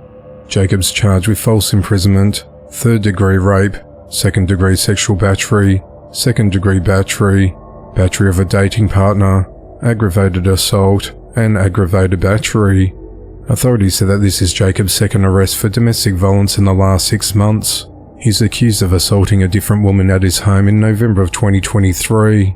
He was arrested in December and was out on a $15,000 bond for that arrest. The investigation into the matter continues. A 26-year-old man is behind bars after recklessly driving and crashing his vehicle after being upset the Burger King overcharged him. At just before 8 p.m. on Friday the 12th of April, authorities responded to 499 University Boulevard in Bowling Green, Kentucky in reference to a hit-and-run collision. Several witnesses at the scene told police that they saw a man exit a 2000 silver Nissan Xterra after crossing all 4 lanes and onto oncoming traffic, nearly striking several vehicles, running over a curb, striking a pole, and causing the vehicle to catch fire. The man was later identified as 26-year-old Wade Tate. Wade fled on foot towards Nashville Road, and police gave Wade several commands to stop before they tased him. He continued resisting arrest before police were able to detain him. Witnesses at the scene told police that Wade nearly struck their vehicles from the rear along University Drive. Wade then passed them, causing them to nearly run off the road. He also got in front of the vehicles and slammed on his brakes. Police noted Wade was also driving in the wrong direction on University Drive, near Russellville Road. Witnesses on a nearby sidewalk saw Wade get out of his vehicle before urinating in the area. He later told police that he did that to put the fire out. Police said that Wade gave them a blank stare when they first made contact with him. He appeared to be intoxicated and called an officer his mother several times. He continued to ramble and not make any sense. Wade then told police he had a bipolar disorder and was not taking his medications. When authorities questioned Wade while he was driving all over the roadway, he told them that he was angry that Burger King charged him for someone else's order. Wade was transported to the medical center at Bowling Green for medical clearance and blood draws, and later taken to the Warren County Detention Center. Wade was charged with operating a motor vehicle under the influence, first-degree criminal mischief, 3 counts of first-degree wanton endangerment, leaving the scene of an accident, resisting arrest, and second-degree fleeing or evading police. Wade remains held at the Warren County Jail with a $5,000 cash bond. The investigation into the matter continues. 29-year-old Lakeisha Williams is behind bars for leaving her 8-year-old son and 6-year-old daughter alone in a trash-filled apartment for almost a week while she went on vacation. On the 4th of April, Lakeisha left a high-rise apartment at 9757 Katy Freeway in Houston, Texas, to go on a cruise to Puerto Rico and returned on the evening of the 10th of April. Authorities said that they responded to Lakeisha's apartment on the 9th of April for a welfare check after a neighbor said they saw Lakeisha leave the apartment with her luggage, but without her children. After she realized that Lakeisha had not returned, she called 911. When officers arrived at the residence, they found 2 siblings alone and in filthy squalor. Police noted the apartment had a distinct stench of urine. Officers found garbage consisting of partially leftover food scraps that the children attempted to prepare for themselves, littering the home. Authorities said that in total, the kids spent about 5 days alone in the apartment. The children told investigators that their mother had left on a cruise and would be returning, but were unable to provide a date that she was coming back. Officers found web cameras set up around the apartment that the mother used to check in on the kids. She also left behind a cell phone to communicate with her 8-year-old son. After paramedics on scene deemed the children to be in good physical health, Child Protective Services handed them over to their aunt's custody. Authorities said that when they first made contact with Lakeisha, she was uncooperative and kept changing her story as to where she was. She later told investigators that she paid a cousin to look after her children, but he took off with the money and left the children behind. Lakeisha was arrested at her apartment on Thursday the 11th of April and charged with abandonment with intent to return. She was booked into the Harris County Detention Center with a bond set at $25,000. On Monday the 15th of April, Lakeisha appeared in court where a judge reviewed a bond and kept it at $25,000, calling the circumstances egregious. A protective order was issued that prevents her from communicating with or being near her daughter and son. The investigation into the matter continues. 27-year-old Brianna Lee Schroeder is behind bars for stabbing a 63-year-old man while he slept. And just after 1 p.m. on Sunday the 14th of April, authorities responded to an apartment at 16 North Main Street in Aurora, Minnesota on reports of an assault. When officers arrived, they found a man whose name remains anonymous, laying on the kitchen floor screaming and holding a bloody towel over a 1-inch stab wound to his abdomen. Medics arrived at the residence and treated the victim, before airlifting him to Duluth Hospital where he's recovering. Police at the scene identified Brianna as a suspect, indicating that she fled out the back door before police arrived. After spending several hours searching for Brianna, K9 units tracked her down coming out of the woods at 4:42 p.m. She was reportedly naked, had superficial scratches across her body, and her lips appeared blue from the exposure to the cold weather. Brenner was taken to the Northern Pines Medical Center before being booked into the St. Louis County Jail. In a statement given after Miranda warning, Brenner allegedly admitted to stabbing the man who she called the devil. Police later found another witness who reported he had been in the living room with Brenner and two others while the victim slept in his bedroom. He said Brenner had a knife and was making concerning statements, prompting the witnesses to begin planning to take the weapon away. However, before they could do so, Brenner went into the bedroom and the victim was heard yelling. The witness said he went in and found the suspect holding the knife. He told her to leave, which she did. Police have not released a motive in the attack or the relationship between the suspect and the victim. Brenner is charged with first-degree assault and remains at the St. Louis County Jail on a $300,000 bond. The investigation into the matter continues. 48-year-old Aletha Quavers, who worked as an assistant principal at Walter G. Byers School in Charlotte, North Carolina, was arrested on Thursday the 11th of April for abusing her son. Aletha was allegedly heard threatening to kill her child while on the phone with the boy's father.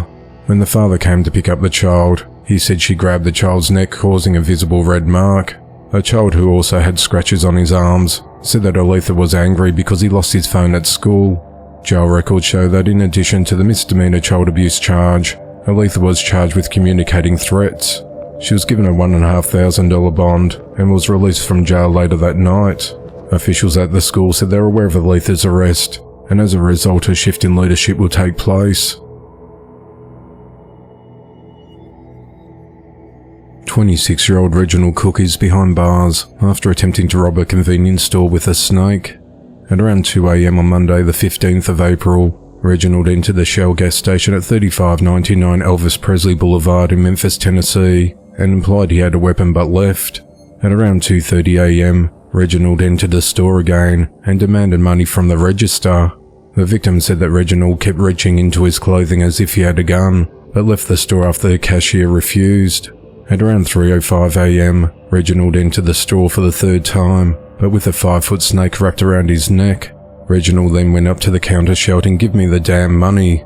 The victim saw Reginald reach inside his backpack, implying that he was armed with a weapon. The victim then pulled out his gun in self-defense and called 911. Minutes later, police arrived and took Reginald into custody. No money was taken and no one was injured. Authorities found a railroad spike and a rock inside Reginald's backpack, and they also took possession of the snake. Reginald's charged with 2 counts of attempted aggravated robbery and is held at the Shelby County Jail on a $4,000 bond. The investigation into the matter continues. A 42-year-old man is behind bars for strangling his girlfriend after she broke up with him. At around 2:30 p.m. on Sunday the 14th of April, authorities responded to a home in the 32,000 block of Ebony Road in Los Fresno, Texas after a neighbor heard a woman shouting for help. Deputies made contact with a 53-year-old victim at the scene who showed visible signs of assault. The victim told investigators that she broke up with 42-year-old Rolando Juarez after they'd been together for 4 years. Rolando became upset and allegedly hit the woman in the face while they were driving to his home. The victim told deputies that once they got to his house, Rolando strangled her. Rolando tried to retrieve the woman's cell phone from her back pocket and ended up pushing her to the ground as a result. She said Rolando pushed her head into the ground, which injured her forehead. The victim requested to file criminal charges. Rolando was arrested and charged with assault, impeding breath and circulation. He remains held at the Cameron County Jail on a $20,000 bond. The investigation into the matter continues. 3 people are behind bars in connection to the death of a newborn boy last year. He was a product of incest. At around 7:30 p.m. on the 1st of March 2023, Harrison Memorial Hospital's emergency room in Cynthiana, Kentucky, called Pendleton County dispatchers about conducting a welfare check at a home where they believed a baby boy was in distress. The newborn's mother, 28-year-old Kimberly Shepard, had come to the hospital claiming she had suffered a miscarriage. Hospital staff contacted authorities as they believed the infant had been left behind. Officers responded to a vacant home at 509 Montjoy Street in Falmouth, Kentucky, and found a 6-pound baby unresponsive and not breathing with the placenta still attached, lying on a mattress and wrapped in a blanket. The baby boy was rushed to the hospital, but was pronounced dead on arrival. A DNA test, which was completed after 9 months, confirmed that Kimberly's uncle, 62-year-old Alan Newkirk, fathered her late son. Authorities said that Kimberly admitted that her uncle impregnated her, and she hid the pregnancy. After giving birth, her grandfather, 82-year-old Billy Shepherd, took her to the hospital. She told her grandfather she miscarried, and the baby was dead. Authorities said that Billy did not check on the baby or contact anyone. Authorities said that the baby's cause of death was unable to be determined. On the 10th of April 2024, authorities arrested the trio. Alan's charged with incest and remains jailed at the Pendleton County Jail on a $20,000 bond. Billy's charged with abuse of a corpse and is free on a $5,000 bond. Kimberly's charged with incest, abuse of a corpse and concealing a birth. She's free on a $20,000 bond. The investigation into the matter continues. A 32-year-old man is behind bars after he cut off another man's toes with a machete. On the night of Wednesday, the 3rd of April, authorities responded to an apartment along Glens Bay Road in Surfside Beach, South Carolina on reports of a stabbing. When officers arrived, they found the victim on the ground at his front door, where he had crawled to open it. The victim told police that he and Matthew Hellman had previously been feuding, and Matthew went to his apartment that night. The two got into a disagreement, where Matthew pinned him to the ground and started attacking him with a machete. The victim said he was on the ground with his leg and arms up in a defensive position, but Matthew swung the machete at him, cutting off 2 of his toes on his left foot. Matthew then went into the kitchen and started throwing plates and bowls at him before leaving the premises. The victim was transported to a nearby hospital for treatment. On Tuesday, the 16th of April, Matthew was arrested and charged with assault and battery of a high and aggravated nature, and 3 counts of possession of firearms and ammunition. He's out of the J. Reuben Long Detention Center without bond. Matthew has previous arrests, including in May of 2023 for unlawful possession, purchase or use of body armor by a person convicted of a violent crime, 3 counts of possession of firearms and ammunition, and a drug charge. In 2014, Matthew pleaded guilty to armed robbery and was sentenced to 10 years in prison. The investigation into the matter continues. A 38-year-old man is behind bars for fatally shooting his girlfriend. At 5:52 a.m. on Sunday the 14th of April, authorities responded to a residence at 150 Levi Road in Roland, North Carolina on reports of an individual shot. When deputies arrived, they entered the premises and found 36-year-old Lydia Ann Hoyers deceased inside a home with gunshot wounds. Upon further investigation, detectives identified 38-year-old Scotty Dwayne Tyler as the shooting suspect. On Tuesday the 16th of April, the truck connected to Scotty and the murder was found in a wooded area near Old Baker Road and US Highway 74 alternate. On Wednesday the 17th of April, Scotty was apprehended during a traffic stop by the Robeson County Sheriff's Office on Martin Luther King Jr. Drive in Lumberton. Scotty was charged with first-degree murder and 9 counts of discharging a weapon into an occupied dwelling and was booked into the Robeson County Jail. Authorities said that Scotty and Lydia were in a relationship and had 2 children together. The motive of the killing is unclear, as the investigation into the matter continues. A 28-year-old woman is behind bars after she told her 8-year-old son to drive a car while she passed out in the back seat. At around 4 a.m. on Monday the 15th of April, police were in the area of 4th and Walnut Streets in St. Louis, Missouri, when they noticed a car going west in the eastbound lanes. After pulling the vehicle over, officers were surprised to find a young boy at the wheel and his mother, LaTonya Mays Gale, passed out in the back seat. She was allegedly driving, but told the boy to take the wheel so she could get comfortable in the back. A 3-year-old boy was also in the car in the back seat unrestrained. Officers arrested LaTonya and booked her into the City Justice Center on 2 counts of first-degree child endangerment, and the children were placed into the care of their father. During a bond hearing on the afternoon of the 16th of April, LaTonya's attorney Stephen Kratky mentioned that besides taking care of her 2 children, she works as a home health aide and provides care for an elderly homebound grandparent. He argued that while the state alleged substance abuse as a factor in the incident, he believed the underlying issues revolved more around mental health and stress. Judge Heather Hayes allowed LaTonya to be released on bond under the condition of house arrest, prohibiting her from leaving her home, possessing firearms and drugs, driving or having contact with her kids. The investigation into the matter continues. A 20-year-old woman is behind bars for repeatedly torturing her infant son. Authorities said that the abuse occurred on Monday the 15th of April at a residence in the 1200 block of Orange Street in the Old North St. Louis neighborhood of St. Louis, Missouri. Emma Rigdon was with her son when she pinched and slapped the child's leg and placed her hand over the boy's mouth and nose, preventing the child from breathing. She recorded the incident on video and sent it to a friend. A few minutes later, Emma made another video showing her covering the infant's face with a blanket in her hand, causing the child to cry and grab at the blanket. After sending the second video to a friend, Emma sent text messages stating, "I don't know when I do that. I feel happy like an adrenaline rush. I'll be stopping right before he dies. Last time he was blue, and I really want to kill him, but I don't want to go to jail. So it's unfortunate. He's just going to have to pay for his existence," she said. On the 16th of April, Emma was arrested and charged with 2 counts of abuse or neglect of a child, and is held at the St. Louis City Justice Center. Emma appeared in court later that afternoon and was denied bond. Emma's lawyer revealed in court that his client's borderline personality disorder has been exacerbated by postpartum depression.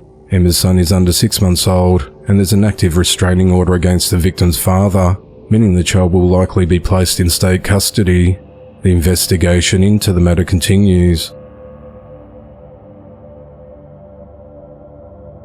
A 47-year-old man is behind bars for killing his 38-year-old girlfriend in a domestic-related shooting. At around 11:35 p.m. on Wednesday the 17th of April, authorities responded to an over Mount Vernon hospital in Alexandria, Virginia on reports of a woman shot. The victim, identified as 38-year-old Allison Laporta, was brought to the hospital by boyfriend 47-year-old Huey Tien Nguyen. Allison was suffering from a gunshot wound to her upper body and died at the hospital. Huey initially told officers that the shooting happened in the parking lot. Through their investigation, detectives disproved that allegation and determined that Huey shot Allison inside a red Jeep and then drove her to the hospital. A Jeep has been towed away as evidence, and police also recovered a gun believed to be used in the murder near Huey's home in Lawton. Huey was arrested and charged with murder and use of a firearm. He was booked into the Fairfax County Adult Detention Center, where he remains held without bond. The investigation into the matter continues. 49-year-old Julianne Miller is behind bars in connection to the death of her 14-year-old daughter Kennedy Mill, who is believed to have starved to death. On the morning of Wednesday the 17th of April, authorities responded to a home along Cameo Road in Morrisville, West Virginia, after someone at the residence called 911 to report a teen in cardiac arrest. When first responders arrived, they found Kennedy dead and laying on a foam pad on the bathroom floor of the home. Authorities said that the girl's physical appearance was shocking, with an obvious emaciated skeletal state. Life-saving measures were attempted, but she was unable to be revived. The Boone County Sheriff's Office said investigators believe the victim had an undiagnosed eating disorder and had not received any medical treatment in the last 4 years. Kennedy lived in the house with her mother Julie and her grandmother and grandfather. The child's grandmother told detectives that Kennedy had not been able to function on her own for the last 4 to 5 days due to her physical state and had not been eating properly for months. The grandmother also said the teen had not been to school since late 2019 or early 2020, nor had she left the house much in the last 4 years. The sheriff's office said they believe the victim was being homeschooled. That same day, officials arrested Julie on a charge of child neglect resulting in death. Julie remains held at the West Virginia Regional Jail on a $250,000 bond. Authorities said that Kennedy's body was sent to the medical examiner's office for an autopsy, and additional charges are possible. The investigation into the matter continues. A 22-year-old man is behind bars after he dragged a woman into the woods at gunpoint. At around 8:30 p.m. on Monday the 15th of April, authorities received a call about a woman who had been assaulted and was being pulled into the nearby woods in the Moody Road area in Lee County, North Carolina. Deputies arrived on scene and found the woman and the suspect in the woods near 584 Moody Road. 22-year-old Michael Gerard Joseph Lawson was arrested and charged with first-degree kidnapping, assault by strangulation, assault by pointing a gun, and assault on a female. Michael has been held at the Lee County Jail with no bond. The investigation into the matter continues. A preschool teacher has been arrested after making threats against another teacher and the school following an argument. At around 11 a.m. on Thursday the 18th of April, Police were dispatched to the Academy of McCrory Lane on Newsom Station Road in Nashville, Tennessee.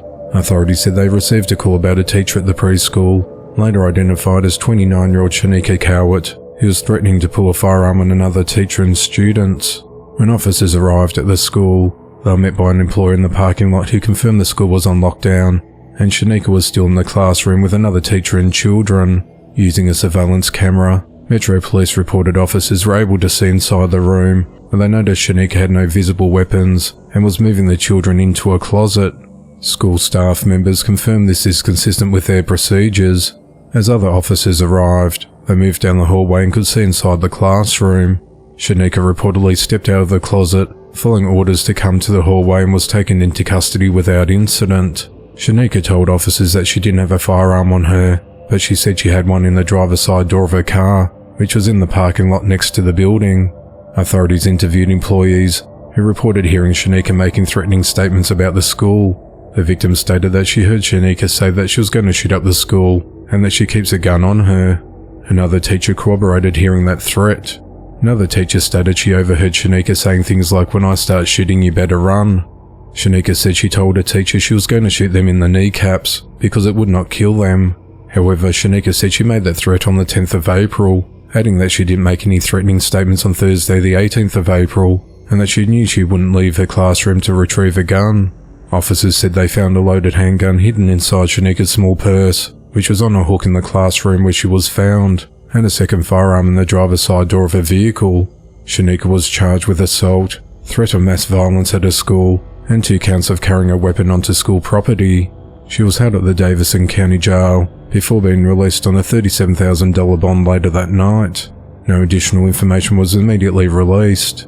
The investigation into the matter continues.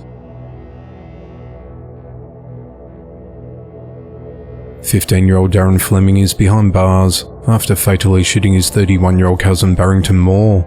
The shooting occurred on the night of Thursday the 18th of April at a short-term rental property along the 900 block of Youngs Lane in North Nashville, Tennessee.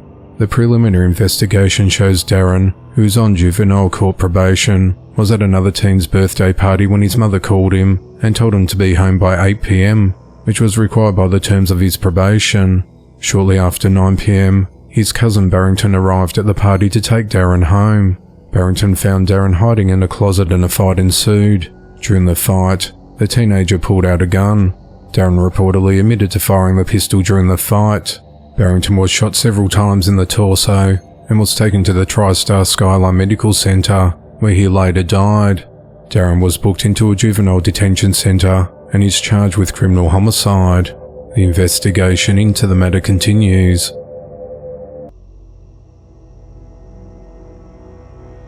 "23-year-old Jason Craig Dyer Mitchell is behind bars for fatally shooting 2 gas station workers and injuring another man.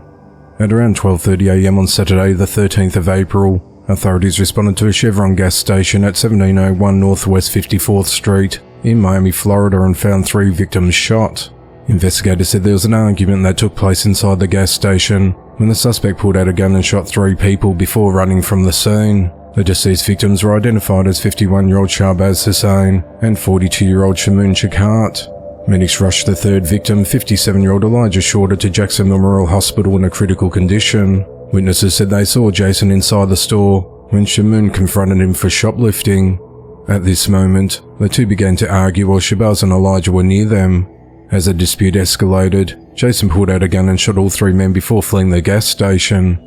A man identified as Lorenzo, who works security at the gas station, said that Shahbaz and Shamoon were affectionately known by customers as Sonny and Moon, who were the owners of the business. Lorenzo said he overslept, and by the time he arrived at the gas station, police had cordoned the area off with crime scene tape. I don't know what the argument was about, but heard that the gunman shot one of the owners 2 times, and then shot him in the back after he turned around, and then he shot the other guy 3 times. One of the customers of Chevron, named Ronnie, said, "What's this world coming to? These guys, haven't seen them do nothing but help people. I mean, people come in who don't have money. Shahbaz and Shamoon help people, feed them, give them coffee. They give me free coffee every day. There ain't too many nice people in the world today, but these guys are really nice, and they didn't deserve it," Ronnie said. Later that morning, investigators reviewed surveillance footage and recognized the suspect's hoodie as belonging to a local gym, and then interviewed gym employees to confirm Jason was a suspect. They confirmed that his listed address was the apartment building across the road from the Chevron. At around 5:30 p.m, a SWAT team arrived at Jason's apartment.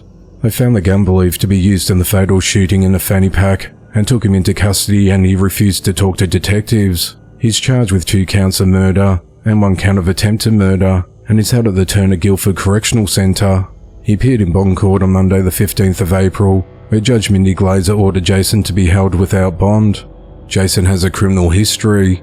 On the 3rd of January 2022, Miami Beach police arrested Jason in South Beach after accusing him of placing a nail between his knuckles and punching a man in the face outside a hostel. Witnesses told officers that Jason was drinking straight out of a bottle of vodka, and officers found ecstasy and marijuana in his backpack. He was charged with aggravated battery with a deadly weapon, possession of a controlled substance, and an alcohol-related charge, but prosecutors dropped marijuana possession charges. Instead of going to jail, he was sentenced to 2 years probation in that case. The investigation into the matter continues. A woman will spend decades behind bars after she was convicted of lighting her 8-year-old son on fire in May of 2020.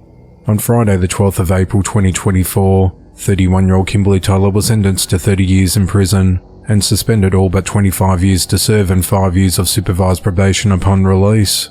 On the 7th of December 2023, Kimberly was convicted by a jury on multiple charges, including first-degree child abuse and conspiracy to commit neglect of a minor following a 4-day trial. The incident occurred inside their apartment kitchen in the 12,000 block of Falling Water Circle in Germantown, Maryland in May of 2020. Kimberly got upset with her son for eating cereal and making a mess, so as punishment she took the boy into the kitchen, poured rubbing alcohol into his hand and lit it on fire.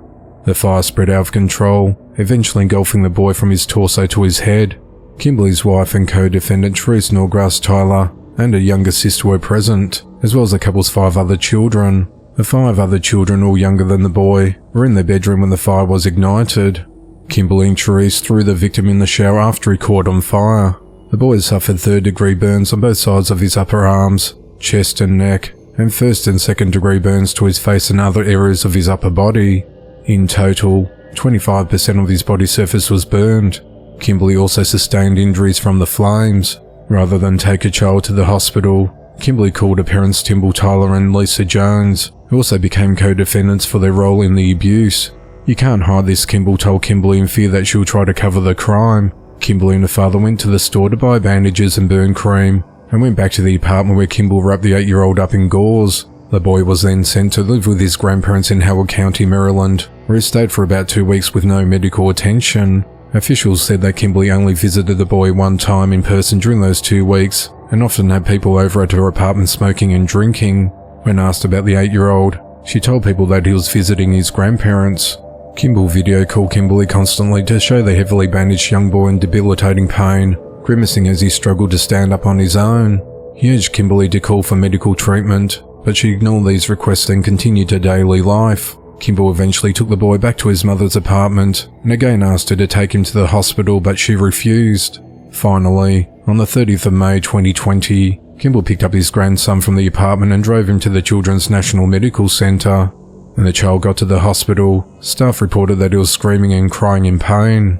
Doctors found that his wounds were so deeply infected, pus was dripping out of them, and the smell was so foul that an infectious disease team was brought in to assess them.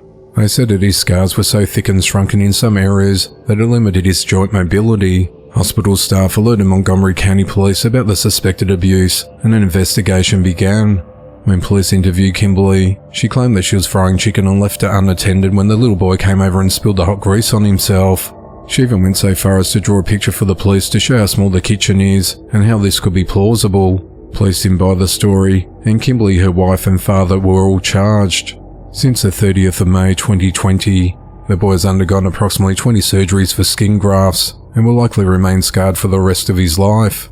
At some point, the doctors were operating on him twice a week, and he had to undergo physical therapy and psychiatric treatment.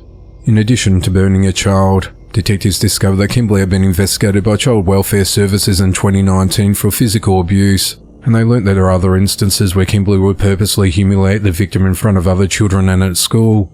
The victim suffered from Hirschsprung's disease, a condition that caused him to have trouble controlling his bowel movements. At times, when the boy accidentally soiled himself, Kimberly and the wife would discipline him by dressing him in his sister's clothes and calling him girls' names.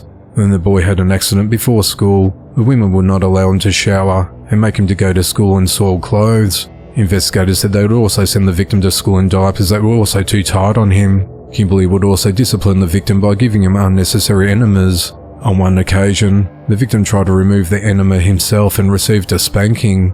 As a punishment, Kimberly would also cut patches out of his hair and then make fun of him in front of other children. The victim and his siblings also reported that they were always hungry. At the hospital, medical staff noted malnutrition as one of the victim's conditions. Kimball testified against his daughter at trial. He pleaded guilty to reckless endangerment and received probation. Therese pleaded guilty to neglect of a minor. She was sentenced to 5 years in prison, suspended all but 6 months to serve, and 5 years of supervised probation upon release. State's Attorney John McCarthy said, "This was one of the worst cases we have seen when it comes to child abuse cases. The level of harm caused by someone in the ultimate position of trust, a child's mother, is unfathomable. Our hearts are with the young victim and those now entrusted with his care," he said. Margie Lee Lighty is behind bars for fatally shooting a man.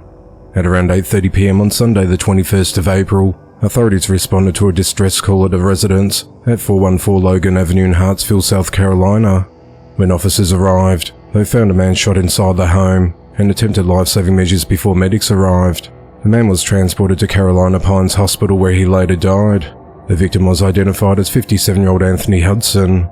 Investigators identified Margie as a suspect in the killing, and she was arrested and charged with murder and possession of a weapon during a violent crime. At 1:10 a.m. on the 22nd of April, Margie was booked into the Darlington County Jail with bond denied. The motive in the attack and the relationship between the suspect and the victim is unclear, as the investigation into the matter continues. A 33-year-old woman has been arrested following a domestic incident. At 9:59 a.m. on Sunday the 21st of April, authorities responded to a residence along Manchester Drive in Half Moon, New York, on reports of a disturbance. Police said that 33-year-old Julia Kim is accused of causing physical injury to a person known by her by striking the victim in the head with a frying pan. Julia was arrested and charged with assault in the 2nd degree and 4th degree criminal possession of a weapon. She was later arraigned in the Half Moon Town Court and released on her own recognizance, pending further action in the matter. Officials are investigating a domestic violence shooting that left a teen dead. In the early morning hours of Tuesday the 23rd of April, authorities responded to a home in the 100 block of Woodland Drive in Daleville, Alabama on reports of a person shot. When officers arrived, they entered the premises and found a teenage male deceased with a gunshot wound. The victim was identified as 17-year-old Jacob Wade Smith. Authorities said there had been an argument between family members before it turned violent and gunfire broke out, and Jacob was fatally shot in the neck. It's unclear what the argument was about. Investigators apprehended an individual near the scene on Woodland Drive, but the suspect's identity remains undisclosed to the public. Authorities said they've previously made multiple calls to the home, but nothing that warranted any arrests. The investigation into the matter continues. A 36-year-old woman is behind bars after threatening to kill her mother and sister.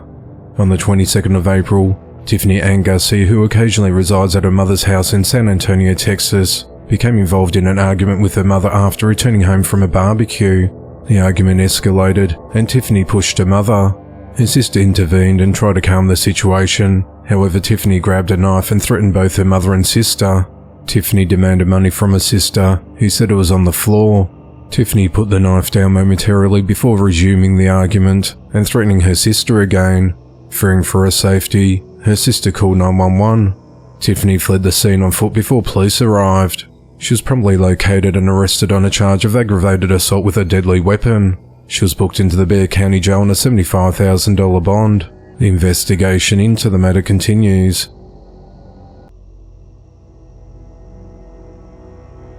A man is behind bars after he stabbed and critically injured another man during an argument. At around 9:20 a.m. on Saturday the 27th of April, authorities responded to Lake County Hospital in Illinois after a 24-year-old man was brought into the emergency room in a critical condition. The victim had been in the car with 23-year-old Anthony Osmina. The two men started arguing while the driver of the car pulled over to drop Anthony off at his home in the 17,800 block of West Big Oaks Road in Gages Lake, Illinois. Both men got out and continued fighting. Anthony then pulled out a knife and slashed the victim's stomach open. The wound was so severe that part of the victim's intestinal tract fell out of the slash wound. It's unclear what the argument was about. The driver of the car immediately drove the victim to the hospital. Anthony was arrested at his home and charged with 3 counts of aggravated battery and unlawful use of a weapon. He remains held at the Lake County Jail. The victim remains hospitalized, though his condition is improving after surgery. The investigation into the matter continues. On Wednesday the 24th of April 2024, 41-year-old Quentin Jenkins was sentenced to 23 years in prison for sexually assaulting an 11-year-old boy he was supposed to take to a birthday party in Joliet, Illinois in 2018. In March of 2024, Quentin pleaded guilty to a felony charge of predatory criminal sexual assault of a child. After learning of his sentence, Quentin told Will County Judge Dave Carlson that he had been a piece of shit and that several members of his own family no longer wanted to have anything to do with him because of his crimes. Quentin told the courtroom that he was extremely sorry for his crimes and for what he had done. He promised to become a changed person after serving his time in prison. On the afternoon of the 1st of December 2018, the victim's mother was unable to take her 11-year-old son to a birthday party in Joliet, Illinois, and Quentin, whom she knew through her boyfriend, offered to take him for her. Instead of taking him to the party, Quentin drove the boy to his residence in the 300 block of Morris Street, Joliet, where he sexually abused him. At around 6:30 p.m. that night, the boy called his mother and told him that Quentin had molested him, and she then contacted authorities.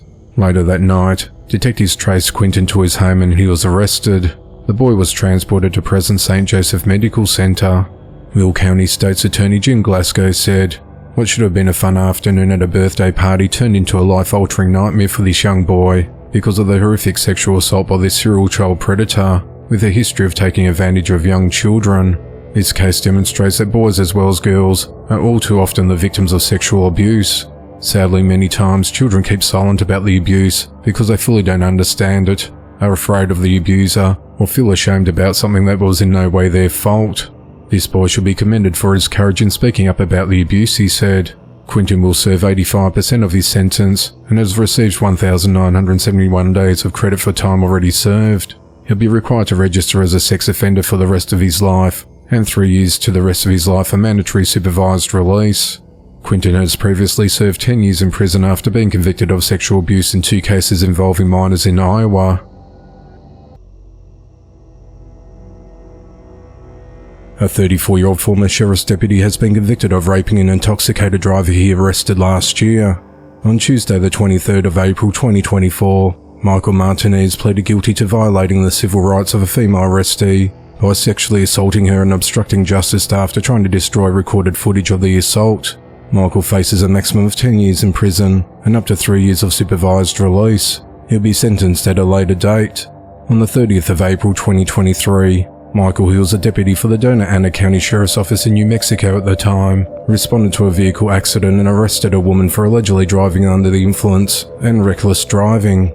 Michael transported the victim to a medical center, and after the victim received medical clearance, he handcuffed her hands behind her back and put her back inside his patrol car where he sexually assaulted her. He then transported her to the Dona Ana Detention Center. Several hours later, he tried to destroy his patrol car's DVR system, which contained a video recording of him raping the victim. Michael was initially arrested on the 20th of September 2023 and charged with deprivation of rights under color of law and obstruction of justice. If Michael went to trial and was convicted, he would have faced up to life in prison. A homicide investigation is underway after police found the body of a man behind a building. At around 10 p.m. on Saturday the 20th of April, authorities responded to Worcester Road in Framingham, Massachusetts, where they found 30-year-old Anthony Lopez deceased in a trash disposal area behind Hot Table, a restaurant where he worked. He had obvious trauma to his body, and the case has been referred to the Office of the Chief Medical Examiner to determine his exact cause of death. Anthony is survived by his young son. Police have not announced any possible suspects, arrests or a possible motive in the killing, as the investigation into the matter continues. A 45-year-old homeless man is behind bars for fatally stabbing a 66-year-old woman in the throat and stealing a bag. At around 5 a.m. on Monday the 22nd of April, authorities received a report of a stabbing at Universal City Station, near Universal Studios in Los Angeles, California.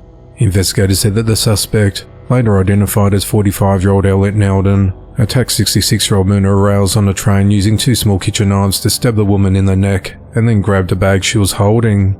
When the train stopped, the bloody victim got off the train at the Universal City Station and Elliot fled on foot. Metro security personnel attempted life-saving measures on Myrna before paramedics arrived. She was then transported to Cedars-Sinai Medical Center, where she died from her injuries. Myrna was a mother of 3 and a grandmother of 7, and was taking a train home after an overnight shift as a security guard at Tommy's Burgers in North Hills when she was fatally stabbed. The suspect and the victim reportedly had never met before the incident. Police Detective Megan Aguilar said that this appears to be completely unprovoked from what witnesses have told detectives. There was no altercation prior to this violent attack. Using descriptions given by witnesses, authorities identified Elliot as a suspect. About 30 minutes after the attack, investigators found him about half a mile away in the area of Ventura Boulevard and Vineland Avenue and took him into custody. Authorities said they also linked Elliot to the killing through evidence found in his possession. On Wednesday the 24th of April, Elliot was arraigned on murder and robbery charges and remains held at the Los Angeles County Jail on a $2 million bail. This isn't Elliot's first run-in with the law. In June of 2019, Elliot was arrested and charged with attacking a passenger on a metro train in Los Angeles County. He pleaded no contest, spent 5 days in jail and received a 3-year probation term. He was also barred from boarding any trains within the transit system. Just a few weeks later, Elliot appeared before a judge on charges of assault with a deadly weapon and battery, and he was later sentenced to 4 years in state prison after pleading no contest to the charges. He was given 179 days of credit for time served and was discharged from parole in March of 2023. An elderly man is dead and his wife critically injured after they were involved in an argument with a gardener. At around 9:20 a.m. on Thursday the 25th of April, authorities responded to a home along Bramston Court and Burpengary East in Queensland, Australia to complete a welfare check. When officers arrived, they found 74-year-old Nicholas Reeves and his wife 71-year-old Suzanne Reeves with significant trauma to the head. Douglas Hutchings, a neighbour across the road, who raced to help the elderly couple, saw a pickaxe on the ground, and investigators told him not to go near it. Nicholas was pronounced dead at the scene, while Suzanne was rushed to the Royal Brisbane and Women's Hospital with life-threatening injuries. Authorities said that the suspect in the attack, 26-year-old Frederick Sayers, had been hired by a neighbour to do gardening work on both properties. He was on scene uninjured when police arrived and was taken into custody. Detective Inspector David Harbinson said a dispute of some type has broken out in an altercation, and unfortunately the victims have been severely injured, one fatally. Police are still investigating if an implement or weapons were used in the incident. We don't have all the facts yet. I'll stress this is not a domestic and family violence related incident. We don't believe the 26-year-old male was previously known to the victims. We believe he just attended today to do some form of gardening duties. A crime scene was declared at both properties, and police seized multiple tools. Frederick's been charged with murder and attempted murder. On Friday the 26th of April, he appeared at the Pine Rivers Magistrates Court where he was denied bail due to the nature of the charges. The investigation into the matter continues. A 25-year-old man is behind bars after attacking a female teenage McDonald's worker, leaving her with significant injuries. On the 7th of April, Johnny Ricks dragged 15-year-old Aria Lynch by her hair across the restaurant's parking lot along Parker Road in Florissant, Missouri, slamming her head into the concrete, stomping on her head and punching her in the face. Authorities said that Johnny entered the restaurant with a group while Aria was working behind the counter. He became agitated and destroyed a self-service screen by throwing a tray at it. When other staff walked him outside, he became enraged and pulled Aria to the ground, stomping on her head twice. The argument began when Johnny and the group became hostile while trying to use the drive-thru. Aria said it was getting loud and they'd been obnoxious in the drive-thru, so he said if you want to get your order taken, step inside. The group then entered the restaurant, menacing staff, throwing items and spitting on at least 4 employees. The attack left Aria with a concussion, fractured skull, lacerations, a broken nose and frontal lobe damage.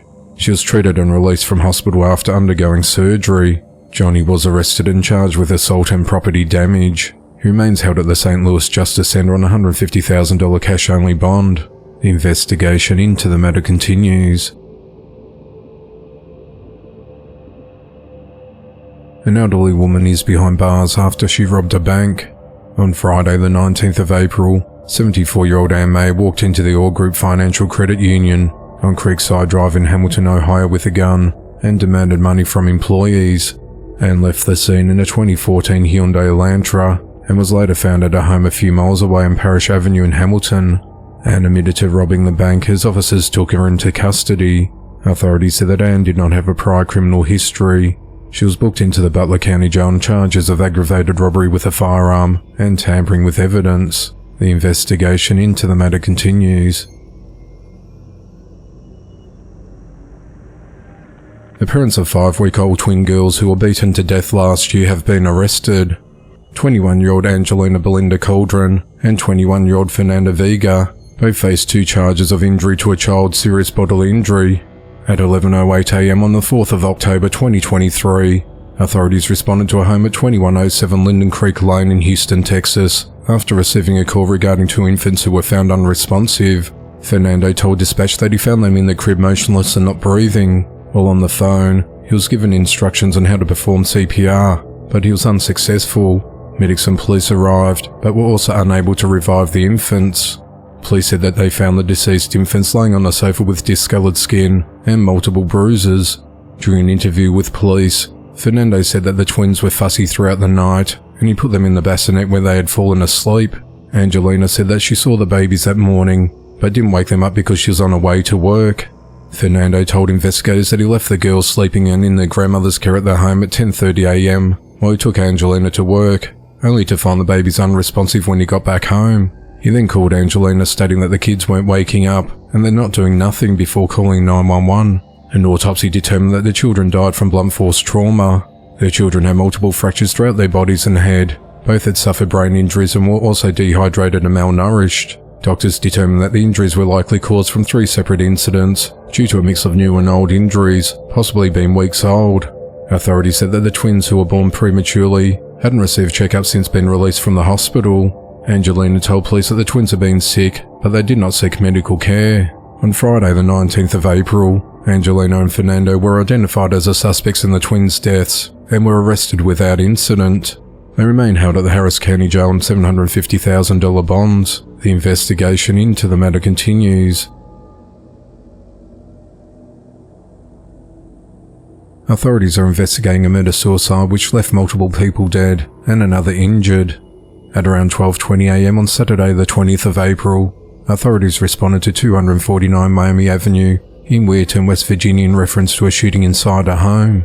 Upon entering the premises, police discovered 25-year-old Jordan Bettino and 26-year-old Zoe Antonio deceased inside with gunshot wounds. A third female victim, 30-year-old Desiree McDiffert, was found alive suffering from gunshot wounds and was transported to a local hospital where she remains in a stable condition. A suspect of the shootings, 33-year-old Brendan Bailey, was also found deceased inside the home with a self-inflicted gunshot wound.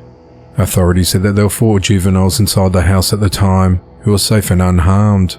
The motive in the attack and the relationship between the suspect and the victims is unclear, as the investigation into the matter continues.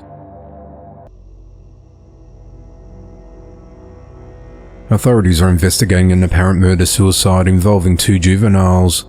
At 8:47 p.m. on Saturday the 20th of April, authorities responded to a residence at 2685 Grove Park Avenue North in St. Petersburg, Florida, after receiving a 911 call reporting a male and female had been shot. When deputies arrived at the scene, they entered the premises and found 14-year-old Sayuri Jade Ruiz deceased with a gunshot wound to her head. They also located 17-year-old Hector Pfeiffer with a self-inflicted gunshot wound to his head. Hector was transported to a local hospital, where he was pronounced dead at 10:16 p.m. Throughout the course of the investigation, detectives learnt that the homeowner, 26-year-old Derek Pabuta, was out of town, and Hector was temporarily staying at his home to watch his dog. At around 4 a.m. that morning, Hector invited Sayuri and another female to the house to hang out, both of whom he met on a social media app about a month ago. Hector's friend, 18-year-old Alex Spaziano, also arrived at the residence and they consumed alcohol, marijuana and cocaine throughout the day. At some point, Hector began brandishing a gun that belonged to the homeowner, and all 14 started playing with the gun and took photos with it. Authorities said a verbal altercation ensued regarding a consensual sexual encounter Hector had, and he became upset. Detectives said that Sayuri was speaking to the other girl about the argument when Hector approached Sayuri and pointed a gun at her head and shot her. He then shot himself in the head. The two other teens watched the scene unfold before running out of the home. Officials said that Hector lived in Seminole, about a 7-mile drive from the crime scene, and Sayuri was from North Port Richey, about a 30-mile drive away. Authorities said that autopsies will be conducted, and the medical examiner's office will work to determine the cause and manner of deaths. The investigation into the matter continues. A 68-year-old man is behind bars for kidnapping and assaulting a child at a beach. On Monday the 15th of April, a juvenile girl and her grandmother spoke with officers at the Webster Police Department in Massachusetts. During their conversation, the girl disclosed that she was alone at Memorial Beach when she encountered a white male with a dog. He initiated a conversation with the girl about his dog, and he lured her into his car. He then drove her to a location to drop off the dog he was with, and at some point he inappropriately touched her. He then dropped her off back in the area of her residence, where she disclosed the incident to her grandmother. Authorities learned that the suspect had advised the girl that he'll be at Memorial Beach the following day at 11:30 a.m. The juvenile was able to provide police with some unique characteristics about the suspect's car. Officers found the vehicle matching that description at the beach, and the suspect was identified as 68-year-old Walter Fannion. Over the next few days, while continuing their investigation, detectives monitored Walter's movements. On Friday the 19th of April, after a forensic interview with the victim, detectives followed Walter for about 12 miles from his apartment at 60 Charlton Street in Southbridge to Memorial Beach, where he was taken into custody without incident. Walter was charged with kidnapping, enticing a child under 16, 4 counts of indecent assault and battery on a child under 14. Walter remains held in jail on a $75,040 cash bail. Investigators want to know if Walter is connected to any other similar incidents. Webster Police Chief Michael Shaw said it seemed that he frequented the beach, so we asked anyone who had contact with him to contact police. A 54-year-old woman has been arrested following an outburst inside a Walmart. On Monday the 22nd of April, officers responded to a Walmart in Warrington Township, Pennsylvania, on reports of a disorderly customer yelling and throwing items. The customer, identified as Michelle Flores, was found nearby and was placed under arrest. Police said that Michelle was already banned from the store due to similar behaviour in December of 2023. She was charged with disorderly conduct and defiant trespassing, and then she was released. A 10-year-old boy awoke to find his parents and 3 brothers dead inside their home, all fatally shot by his father in a quadruple murder-suicide. At 10:35 a.m. on Monday the 22nd of April, Oklahoma City Police received a 911 call stating that 5 people were dead inside the residence at 2804 Mirage Street in Oklahoma City, Oklahoma. Responding officers made entry into the home, where they found the 5 individuals deceased with gunshot wounds. Investigators believe that the deceased suspect, 42-year-old Jonathan Candy, armed himself with a gun and killed the 4 victims before turning the gun on himself. The victims were identified as Jonathan's wife, 39-year-old Lindsay Candy, and their sons 18-year-old Dylan Candy, 14-year-old Ethan Candy, and 12-year-old Lucas Candy. The victims' bodies were found in multiple areas of the house, with police finding 2 bodies upstairs and 2 bodies downstairs. One of the children was shot in bed. A 4th child in the residence was unharmed and was released to family members at the scene.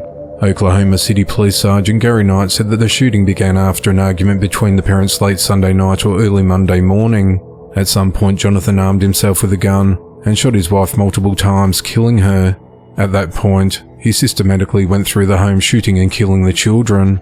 Sergeant Knight said that the 10-year-old boy told investigators that he slept through the sound of the gunfire, and there's no reason to doubt him. He called 911 and said he just woke up and found the bodies. The door to his room was closed, and there's a box fan running, and that would muffle the sound. There's no indication he didn't sleep through it, he said. Make no mistake about it, what happened in that residence was nothing short of a massacre, he said. The motive of the shootings and why the 4th child was spared in the killings is unclear. Police said that they had no previous contact with the family, had not previously been called to their house, or there's been no history of domestic violence in the family. The investigation into the matter continues. A 38-year-old woman is behind bars for fatally shooting her ex-husband because she allegedly caught him on the phone with another woman. At just after 10:30 p.m. on Friday the 19th of April, authorities responded to a home at 2305 Monticello Circle in Plano, Texas on reports of a shooting. The victim called police and said, "I've been shot." When officers arrived, they found 55-year-old David Gene Nunley unresponsive with a gunshot wound to his upper body, and he was pronounced dead at the scene. A cell phone was found nearby with the line still open, but they could not locate any weapons at the property or anyone else at the home. During the investigation, detectives identified 38-year-old Meredith Simone Nunley, the victim's ex-wife, as the primary suspect in the shooting. She was located just over a mile away in the parking lot of an apartment complex in the area of West Park Boulevard and Elmer Drive, and she was taken into custody. Meredith allegedly admitted to a family friend that she shot David, and the individual reported it to police. A friend also told officials the victim and the suspect were divorced, but they were still kind of living together. Meredith told the family friend that she killed David because she caught him on the phone with another woman. Meredith told police that she shot her ex in self-defense and said that David lost his temper and got physical with her. The woman further said that she was just in a trance when she shot her ex-husband. Meredith told police that she shot David after she learnt that he was talking to an illegal woman and then asked how he was doing. Police recovered the gun believed to be used in the shooting on the passenger seat of Meredith's vehicle. Meredith and David were divorced in October of 2022 and share custody of their 3 children, who were not home at the time of the incident. In April of 2022, David filed a protective order against Meredith, stating that he was extremely concerned for his safety as well as his children's safety. He detailed Meredith's past mental health issues and said that she had previously pointed a gun at him and threatened to kill him and herself, bit him, hit him, and damaged his car. David is survived by his 5 children, 2 of whom are adults. Meredith is charged with murder and remains held at the Cullen County Jail on a $500,000 bond. The investigation into the matter continues. 41-year-old Jeffrey Scanlon and 46-year-old Misty Scanlon face abuse charges after their 11-year-old autistic son was found contained in a makeshift jail cell. At around 10:15 a.m. on Tuesday the 23rd of April, authorities responded to a residence in the 2000 block of Silverton Drive in Henderson, Nevada on reports of a truancy issue involving a student. A school officer had arrived at the home after the child had been missing from school and could hear a child screaming and a gate rattling inside. The school officer requested backup help from the police. When police arrived at the premises to conduct a welfare check of the student, it took Jeffrey 40 minutes to open the door. He told police his children had been absent from school because they were sick. Once inside, officers found the 11-year-old boy in a large enclosure with metal bars and locked doors, similar to a jail cell. The boy was only wearing a diaper and had feces smeared throughout the enclosure. Jeffrey told police that the child was diagnosed with severe autism spectrum disorder and said that the cage was used to control his outbursts. 3 other children were in the residence, and while police were there, Jeffrey's wife Misty arrived home from work. Officers said the house was in extreme disarray and smelled of feces. While searching the home, police found 2 bedrooms with little or no furniture with feces on the walls, ceilings and floors. Both bedrooms had exterior locks with no way to open them from inside. One bedroom had a single mattress on the floor, while the other bedroom had no furniture at all. Jeffrey told police that the child in the enclosure was big and strong and could be very aggressive, destroying the house, punching holes in the wall and attempting to escape to neighbours' houses. Jeffrey added that the child goes to school and does well there, but struggles often at home. He said the child prefers the enclosure to his bedroom and will sleep in it on a couch. He explained to police that the enclosure has 2 doors, one which is locked all the time and another which is tied shut with a string, because the child has not figured out knots yet and cannot open the door. When asked if the child will be able to exit in an emergency, Jeffrey said that someone would have to let him out. One of the children told police that they believe the enclosure had been in the home for about 2 years. Jeffrey later told police it was actually there for 6. 2 children and Misty told police that they tried to clean the enclosure and bedrooms once a week, but it had been several weeks since it was last cleaned. Jeffrey and Misty said one of the other children, who was also diagnosed with autism, was an escape artist, so they would lock her in the room when it was time to sleep and duct tape her shirt over her diaper so she would not grab feces from it when it had not been changed. Both Jeffrey and Misty told police they received referrals from the child's school, but had not pursued any for any of the children in the home because they did not know where to start or want strangers in their house. The 11-year-old boy was taken to a local hospital, and Child Protective Services took the other 3 children into their custody. Jeffrey and Misty were arrested and charged with child abuse and neglect. They were booked into the Henderson Detention Centre, but were both released the following day on $5,000 bonds. They're due back in court on the 14th of May. The investigation into the matter continues.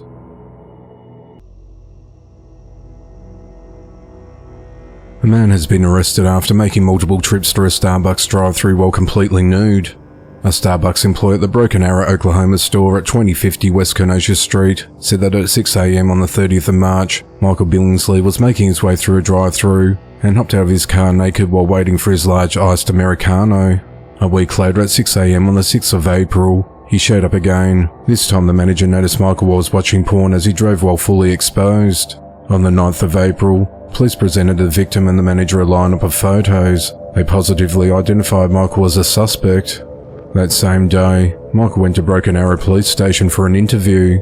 Michael admitted to going through Starbucks drive-thru multiple times to see pretty girls who worked at the window. He said he also did at the Starbucks location in Tulsa. He described himself as an exhibitionist to investigators. Michael was arrested and booked into the Tulsa County Jail on 2 counts of indecent exposure. He's currently out on a $4,000 bond. Authorities said that they believe there may be more victims. Broken Arrow Police Information Coordinator Ethan Hutchins said it's disturbing. It's unfortunate that someone would do this to employees who are trying to make a living and have to deal with someone doing this, he said. The investigation into the matter continues. A 37-year-old woman is behind bars after stabbing a man and going on a wild rampage at a gas station. At around 10 p.m. on the 26th of April, Christina Marie Crane walked into the Wawa convenience store at 3101 Gandy Boulevard in Pinellas Park, Florida, armed herself with a knife and attacked a man. Authorities said that Christina was seemingly under the influence of an unknown substance and experiencing excited delirium when she entered the store. Christina took a large fixed-blade knife from the deli and stabbed a man in his left hand, causing it to bleed heavily. She also went inside an extremely small office with a female employee, raised the knife above her head as if to stab a woman and said, "I will kill you." Christina also swung the knife within striking distance of another female employee while inside a small office. Christina then smashed computer monitors in the office, causing more than $1,000 in damage. Christina was arrested and charged with attempted murder, criminal mischief, aggravated assault and aggravated battery with a deadly weapon. She remains held at the Pinellas County Jail on a $230,000 bond. This isn't Christina's first run-in with the law. Christina was previously booked into the Pinellas County Jail on the 29th of November 2023 on charges of grand theft of a motor vehicle, battery of a law enforcement officer, driving while license suspended or revoked, and trespass on school grounds. After spending just over 4 months behind bars, she was released on the 18th of April 2024. 27-year-old Denilson Ellickson and 24-year-old Angel Williams are behind bars in connection to the death of their 4-month-old baby. On Tuesday the 23rd of April, authorities responded to a home along the 1400 block of Lewis Avenue in Gulfport, Mississippi after receiving a call about an unresponsive infant. Before police arrived at the residence, they learned that the baby had been taken to a local hospital and was pronounced dead. Following an autopsy, it was determined that the child died from blunt force trauma to the body and asphyxiation. On Friday the 26th of April, Denilson made multiple admissions to detectives during an interview, revealing his involvement in handling the infant, which led to the child becoming unresponsive. Angel told investigators that she covered for Denilson because she did not want him to get into trouble. Following the interview, the couple were arrested and booked into the Harrison County Jail. Denilson's charged with capital murder, and Angel's charged with child neglect and hindering prosecution for covering up what happened to the child. Denilson's held without bond, and Angel is held on a $300,000 bond. If convicted, Denilson faces up to life in prison or death.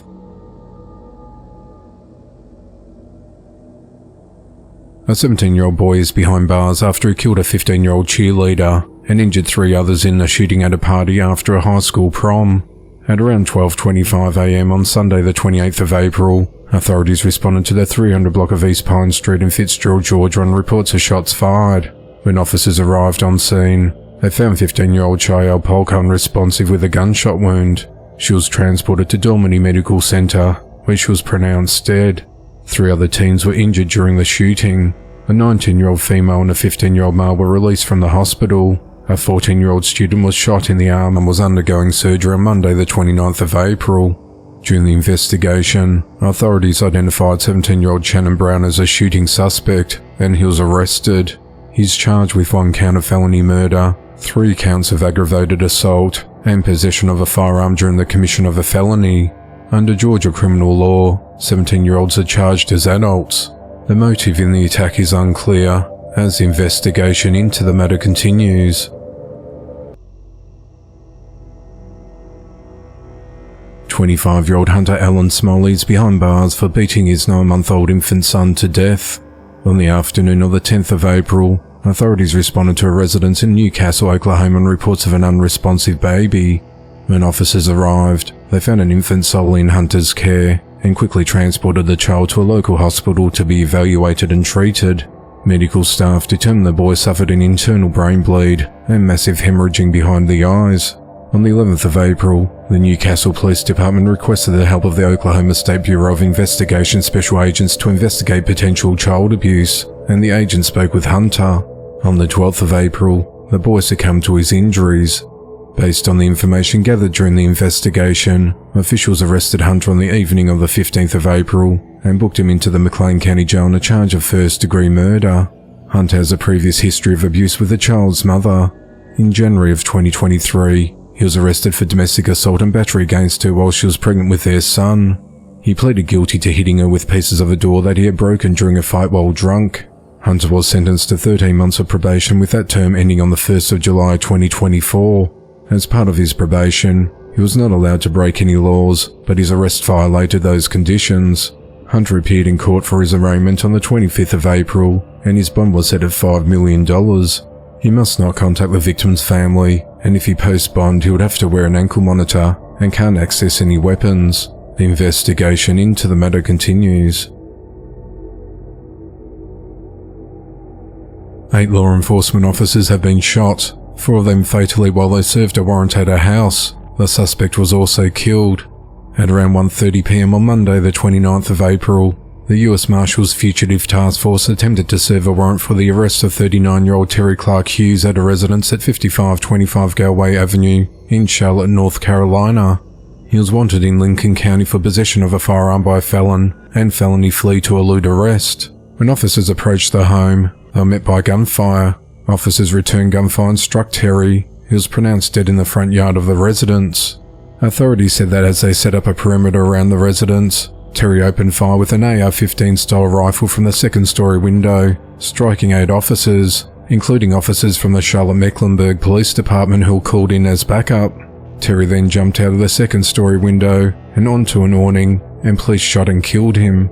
Police initially believed there may have been other suspects shooting from inside the residence, but later said it was likely from Terry moving through different parts of the house. After several hours standoff, officers secured the scene and located 2 women inside the residence. They were taken to Charlotte Law Enforcement Center for questioning and are cooperating with detectives. It's unclear if they face any charges. An AR-15 assault rifle and a .40 caliber handgun were seized at the scene, with additional magazines and ammunition. The deceased officers have been identified as Joshua Iyer, Samuel Peloche, William Elliott and Thomas Weeks. US President Joe Biden described the fallen officers as heroes who made the ultimate sacrifice to protect the community. We mourn for them and their loved ones, he said in a statement. The investigation into the matter continues.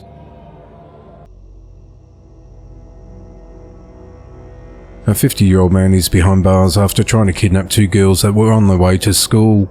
At around 9:20 a.m. on Wednesday the 24th of April, authorities responded to the area of Cactus Avenue and Perris Boulevard in Moreno Valley, California, in reference to an attempted abduction. 2 juvenile females said that an unknown man, later identified as 50-year-old Rene Ramirez, drove alongside them in his vehicle while they were walking to school. Rene then tried to pull one of the girls into his car, but she managed to break free from his hold. Once at school, the girls notified school administrators who contacted 911. Investigators spoke to the children and obtained a suspect and vehicle description.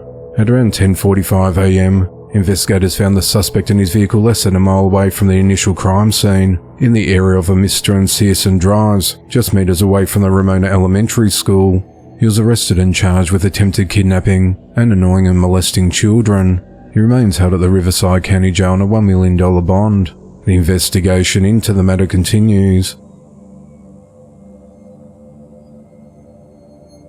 A man is behind bars on multiple charges after sexually abusing at least 2 children over a period of almost 2 years in Limestone County, Alabama. On Thursday, the 25th of April, 33-year-old Homer Keith Hovis was arrested and charged with first-degree rape, 2 counts of sexual abuse of a child less than 12, and 2 counts of first-degree sodomy. Authorities said that in the period of the 1st of January 2022 and the 17th of November 2023, Homer sexually abused and raped a girl and also performed sexual acts on a boy. The relationship between Homer and the victims is unclear. A Limestone County judge ordered that Homer be held without bond pending a pre-trial detention hearing and a preliminary hearing on the 29th of April. This isn't Homer's first run-in with the law. Last year he was booked into the Limestone County Jail multiple times on charges of possession of meth, violation of a domestic violence protection order, resisting arrest, elder abuse and neglect, domestic violence menacing with a gun, strangulation or suffocation, and interference with a domestic violence emergency call and various warrants. The investigation into the matter continues. A 47-year-old man will spend almost 8 years behind bars for trying to hire a hitman to murder his ex-wife and a new boyfriend because the woman wouldn't allow him to see his children. On Friday, the 26th of April 2024, Muhammad Chowdhury of Dorchester, Massachusetts was sentenced to 92 months in prison, followed by 3 years of supervised release for 2 counts of interstate commerce facilities in the commission of murder for hire. He pleaded guilty to the charges in January. In November of 2022, someone first reported Muhammad to law enforcement after he sought to have his ex-wife killed. He lived in Warren Street in Roxbury, Massachusetts near the YMCA. Muhammad paid someone to carry out the killing, but the individual took the money and didn't follow through. Muhammad told the individual that he needed the murder done as soon as possible and claimed that he'll get the money to do so, even robbing a store if necessary to obtain the funds. The individual gave law enforcement Muhammad's phone number, and officials used an undercover agent to speak with the defendant about the plot to kill his ex-wife. Between December of 2022 and January of 2023, Muhammad met with the undercover agent who posed as a hitman to seek help in killing his ex-wife and a new boyfriend, whom she left him for. He met with the agent twice at Charlie's House of Pizza along Dorchester Avenue in Dorchester, and once at El Barrio Mexican Grill just meters down the same road. Muhammad explained that his ex-wife wouldn't allow him to see his kids, and he was frustrated with his ex-wife's westernization and independent thinking. He explained that he wanted the agent to rob and beat his ex-wife and her boyfriend so he would not be a suspect. Muhammad asked the agent to leave no evidence. He provided photos of his ex and a new boyfriend, and details about where they lived and their schedules. Muhammad offered to pay $4,000 per killing, and he agreed to give a $500 deposit. On the 17th of January 2023, Muhammad met with the undercover agent in a parking lot in Dorchester to pay the deposit and confirm the murder for hire plot, but he was taken into custody by the FBI. Acting United States Attorney Joshua Levy said, Mr. Chowdhury's disturbing conduct, in combination with his misogyny and dehumanization expressed in trying to carry out this plot, speaks volumes about just how dangerous he is. The case represents the most extreme form of domestic violence, and we will use all tools at our disposal to protect women in abusive relationships.